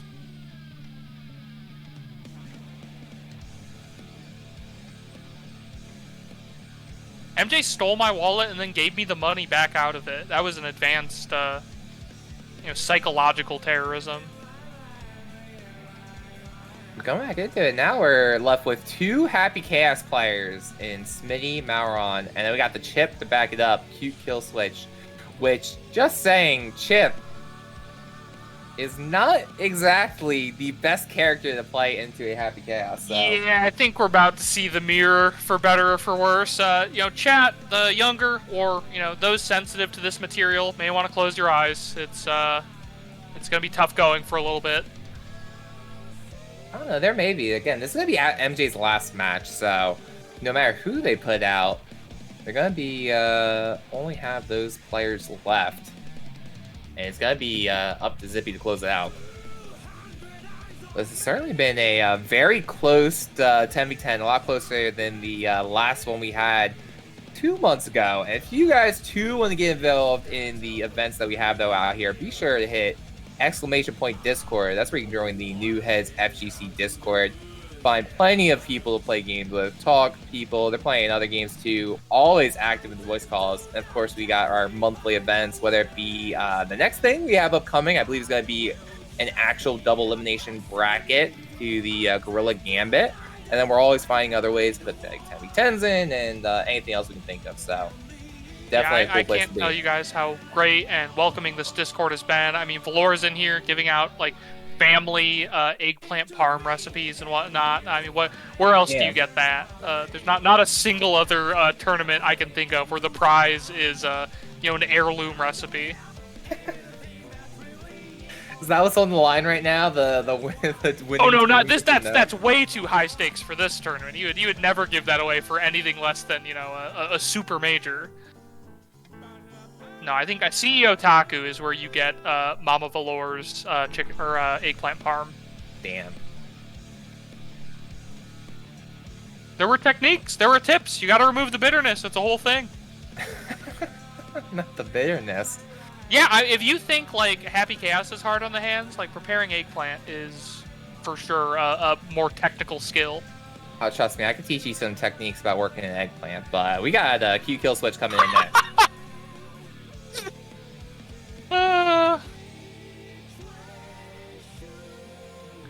You know, what's your pick in this? Like, you're saying Chip's bad. You think we're definitely seeing the mirror? Are they going for Melron? They're going Chip. Chip's coming in. Word? Okay. He's here. He is here. Again, I just know Chip players definitely hate this matchup, but let's see. Q kill switch may have the answer to deal with 2K from Happy Chaos. That's all I see. I see Chip players complain about, be like, damn, 2K goes crazy.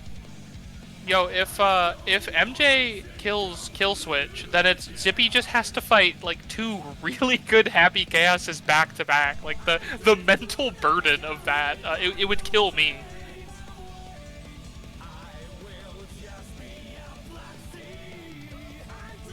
Oh, I believe Chip can do it. Chip is certainly an explosive character, and even Happy Chaos is not immune to positive bonus Chip, but it's gonna be an uphill battle. Here we go, though. People in the chat, Q kill switch sweep. I hear it. The Chip fans have come out to support their homie.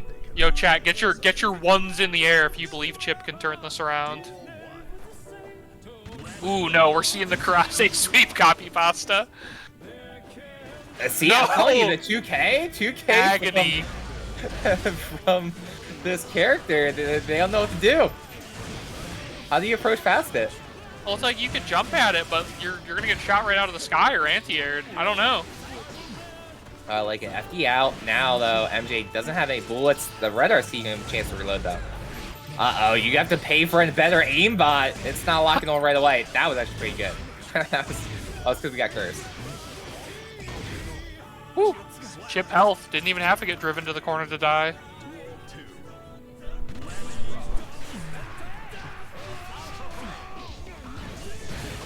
Ooh, unfortunate. Puts himself in the corner working off that Alpha Blade. Awesome setup, and Karase's got a bar. The curse goes straight over. Short King privilege, my pocket prince. And that is going to be the first game going to MJ here. Yeah, I got no clue what PSG is either. The Chip matchup's looking tough here. It's like, once again, Chip has to struggle to hold Karase down, and yet, if he gets tapped once, he's got Chip health.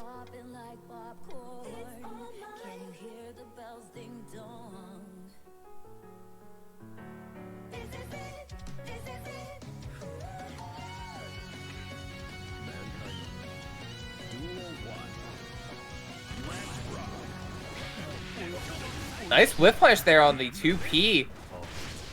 Now finally working MJ to the corner here. And then jumps right out. You got to keep that man down. He is the escape artist. There we see the classic Chip neutral, backdash, run up, backdash, run up. Yeah, the backdash, you just get out. Nice whip punish there, too. They say it can't be done. Oh, back throw incident. And that clone, too. Oh, the throw. Pain. Another one. Love an auto-timed throw.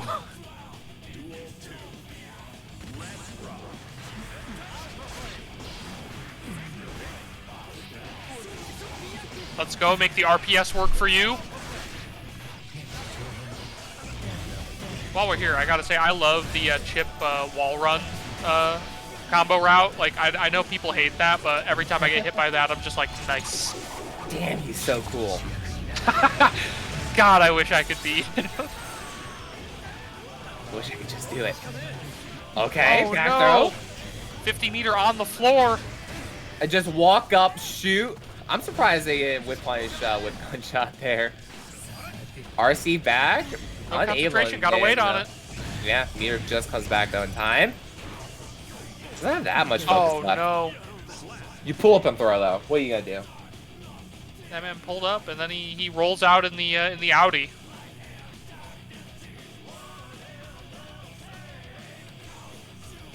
The Chaos Sweep.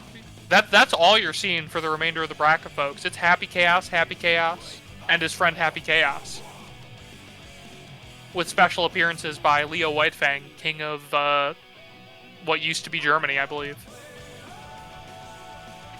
Leo Whitefang is the king of Lyrium. Isn't that what the country's called? Along with Kai Kisuke and that one character that doesn't fight. Yeah, that's weird.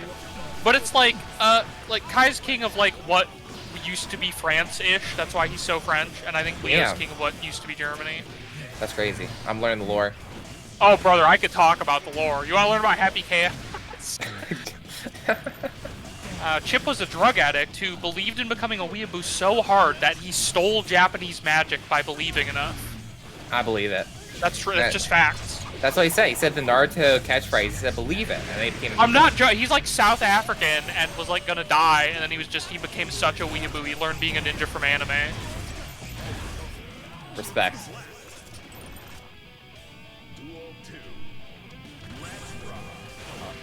Oh, what a call out!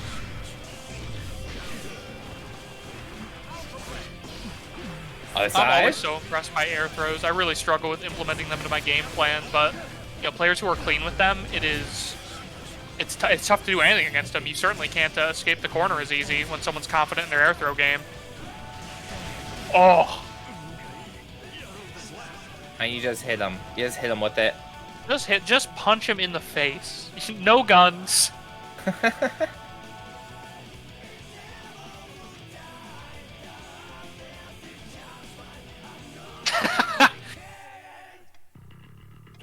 Envy revealing some secret tech. Evidently, they have given Leo a bulletproof vest. I'm talking to our mod correspondent now, and it seems it's all legal. Leo cannot be shot. I mean, I think that just may be part of the lore. I've never seen. I've never seen Leo get shot. Have you seen his all-in-ass jacket? Yeah, it's bulletproof. It's stylish and functional. With the fur collar. All right, though, it's up to one player versus two. Very close 10v10 we have. It's going to be Zippy versus Malron or... Oh, there's Zippy coming in. Rocking the Hatsune Miku. Walking slow, just strutting. Malron or do we see Smitty? That is the question. I think they're flipping a coin right now. I mean, the tough thing for Zippy right now is he's going to get to think about the Happy Chaos matchup, but... I don't, like, Smitty and Malron are going to play that character entirely differently. So even if you get over, like, the mix and the gimmicks and all that one of them's trying, they're going to flip the script on you if you get to the second player. It's so tough. Oh, no, we're seeing emotes. We're seeing emotes on the setup. There we go. The ref isn't going to call that. No yellow card. What could be the final game of the night? Yeah, Team Riot on match point here. If they put down Zippy, that was a big Riot dub. I respect it with the pink Leo white thing. You are now in the corner against Leo. Enjoy. Oh, another nice whip punch with the far slash there. Zippy has been so clean with those. I think a lot of people don't even consider how to play neutral against Happy Chaos because they're like, why bother? He's just going to shoot me to death. But you know, Zippy showing how important it is to consider that kind of stuff.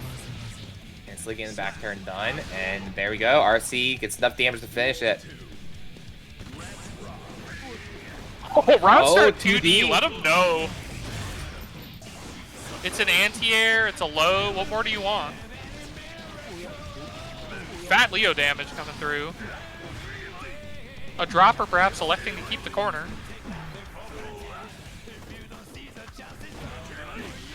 Seeing a happy cat just cleanly jump out of the corner like that, it takes years off my life. Oh, with the gold tools? Yeah, that's the golden guns. He paid enough money in the eShop.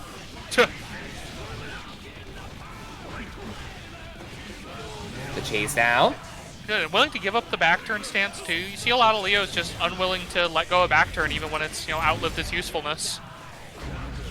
Oh, now it says when the guns don't work anymore, my fists are gonna do the talking. So this should be it. Zippy's gonna be taking that first game. Yeah, you gotta see now why Zippy was first pick over there. He is looking awfully nice after seeing so many characters just fall to Happy Chaos.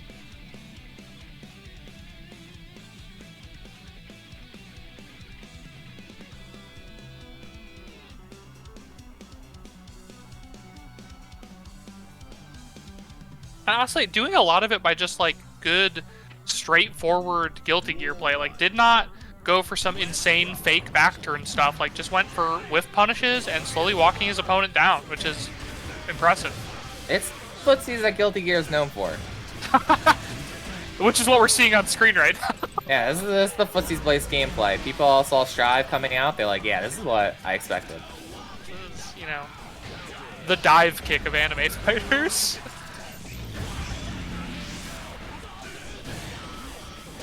Another 2K 2D. That was what they said, right? They took away like 2K 6K and 5K 6K, and they're like, damn, we completely changed the character, didn't we? Oops. You ever slip and fall and completely change the character? And then they did the same exact thing with 2K 2D in the gunshot. Who would have thought? Oh, going for the wall slumper. Oh no, electing to break it. Yeah, it wasn't. He got popped up, so he wasn't gonna be able to get. Oh, yep. Ooh, yep. Take it. Okay, nice defense though from Mauron. And very good RNG on the gunshot there. On good copper gets beaten. Oh, we're swinging. And no, the first Eisenstorm all night, and it is the one that gets caught. Oh man, this guy is all the way up in the ceiling getting shot still. Pick it up. The wall spot's gonna do it. I mean, look at the size of those guns. I think they might count as rifles. It is no surprise he's able to take you down from a football field away with the big iron. Damn, Mauron's hacking. Someone's gotta get out the Adventure copy pasta where they're like, someone's gotta check this guy's game footage. Mauron's been wall hacking. I haven't seen any walls in this game all night. That's true. New vest. Yeah, you gotta. Well, since he breaks the bulletproof plates, so you gotta swap new ones in. Yeah, this is Call of Duty Warzone, right? Then you just put new ones in.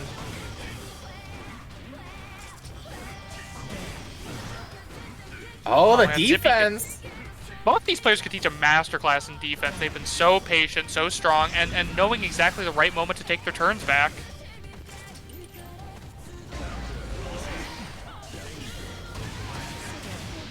Other side.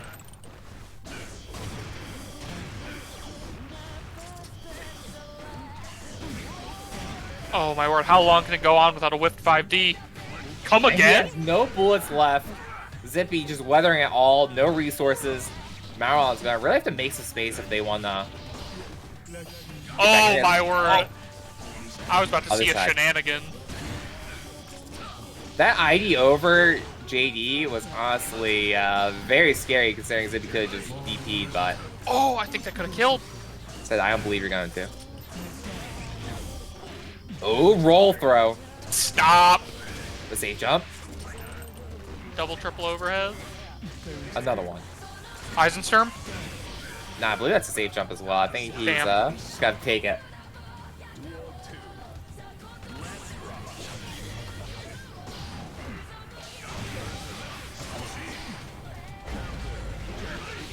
Yeah, this second vest they put him in does not seem to be working as well. No, it's fitting a little better. He can breathe. He's looking great. The anti-terrorism task force, come on. Backdash just floating on through that Leo pressure here. Melron, yeah, this could kill. Elects to keep the burst. I respect it. No hero burst.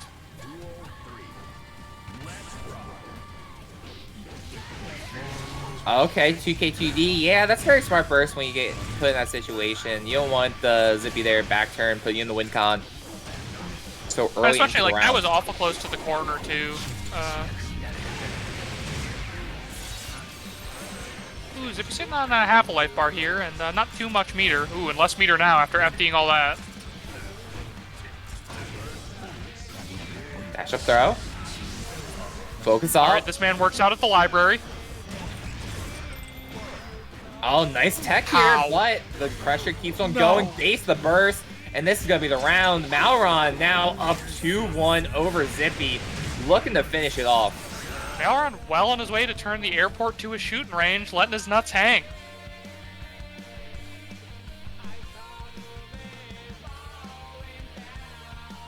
See it. Again, this is the last remaining player on the side of Team Envy. Yeah, even if Zippy manages to get through Malron, he has Smitty to contend with. Team Riot's first pick.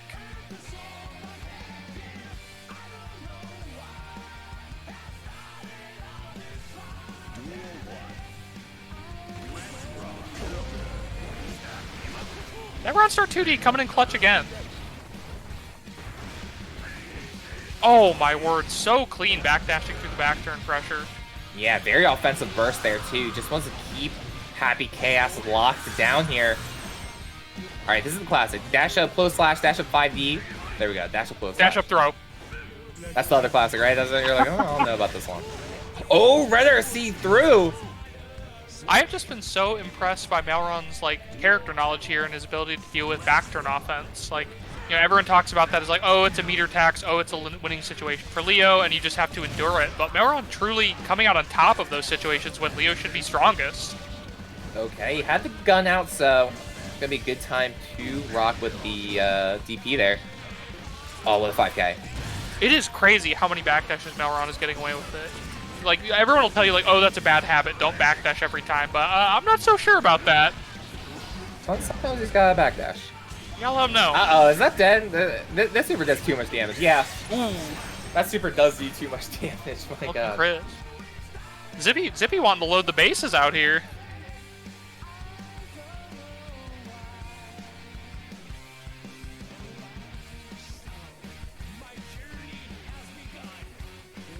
The unfortunate thing about all this is that I know Arc System Works looks at the new head crew battle results, and if Zippy turns this all around and wins, Happy Chaos is gonna get buffed, guys.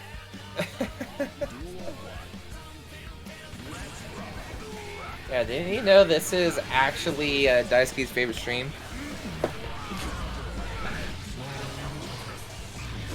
Early burst there from Elron. Yeah, I mean, this is the last game here in this specific set, so you want to make sure you have momentum stay in your favor. Here we go, though. Oh, you thought. Focus comes back. Yeah, we talked about his backdashing quite a bit, so Zippy using that back turn S to call it out. Yeah, that's fine. I mean, so you got to do something to catch it. I know it can be difficult. It can really interrupt your game plan. I guess that's what defense is all about, making your opponent think and annoying them when they're on offense. They are also struggling to deal with run-through. All right, here's the throw. Zippy looking at no backdash.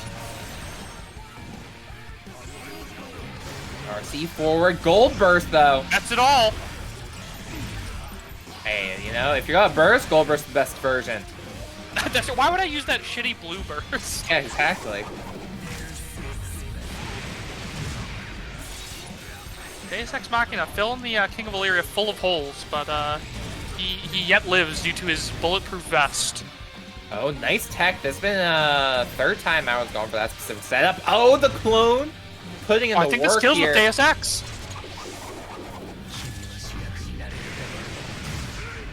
The King has one round left if he wants to stay in the game. Base is loaded, 2-2.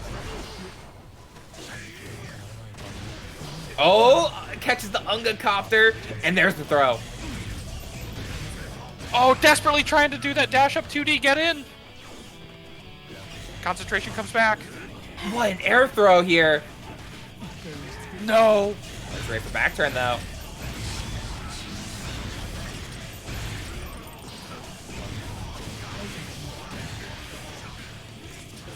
Okay, post wall break situation. Speechless. 1 bullet and not a lot of focus, though. Zippy's got meter, he can get in before positive bonus goes off. There it is. No burst to get out of this. Oh, but he's gonna have to break the wall. We're back to this neutral situation. And Malron has all the meter in the world. We're in. Oh, but he doesn't go in the bullet. Oh, you gotta block everything. He doesn't have any bullets left. He has the gun out, but it doesn't matter. He needs to reload. No. And there it is, though. Steady aim. Right on him as he tries to make it in with the 2D. Team Riot gonna be taking it. 2 players left on their side. Malron able to take out Zippy. Very, very close between both these teams. We've got to see a lot of amazing sets throughout the night. But power of these Happy Chaos players just coming out in the very end. And Envy now down 0-2 in 10v10 wins. Despite all of the negativity over Happy Chaos, you have to give it to Karase Malron there at the end. Like, both players having this incredible clutch factor play, like, able to keep cool and, you know, perform, like, high execution feats, not lose their head right there at the end of the crew battle. And shout out to Zippy, like, just incredible defense all the time. I couldn't have blocked half as much as they did. That concludes our 10v10. Again, if you guys want to get involved, we're always having events out here every month in the New Heads FGC Discord. Be sure to hit that exclamation point Discord. Nightbot's doing it right there for you, so you can go ahead and do that.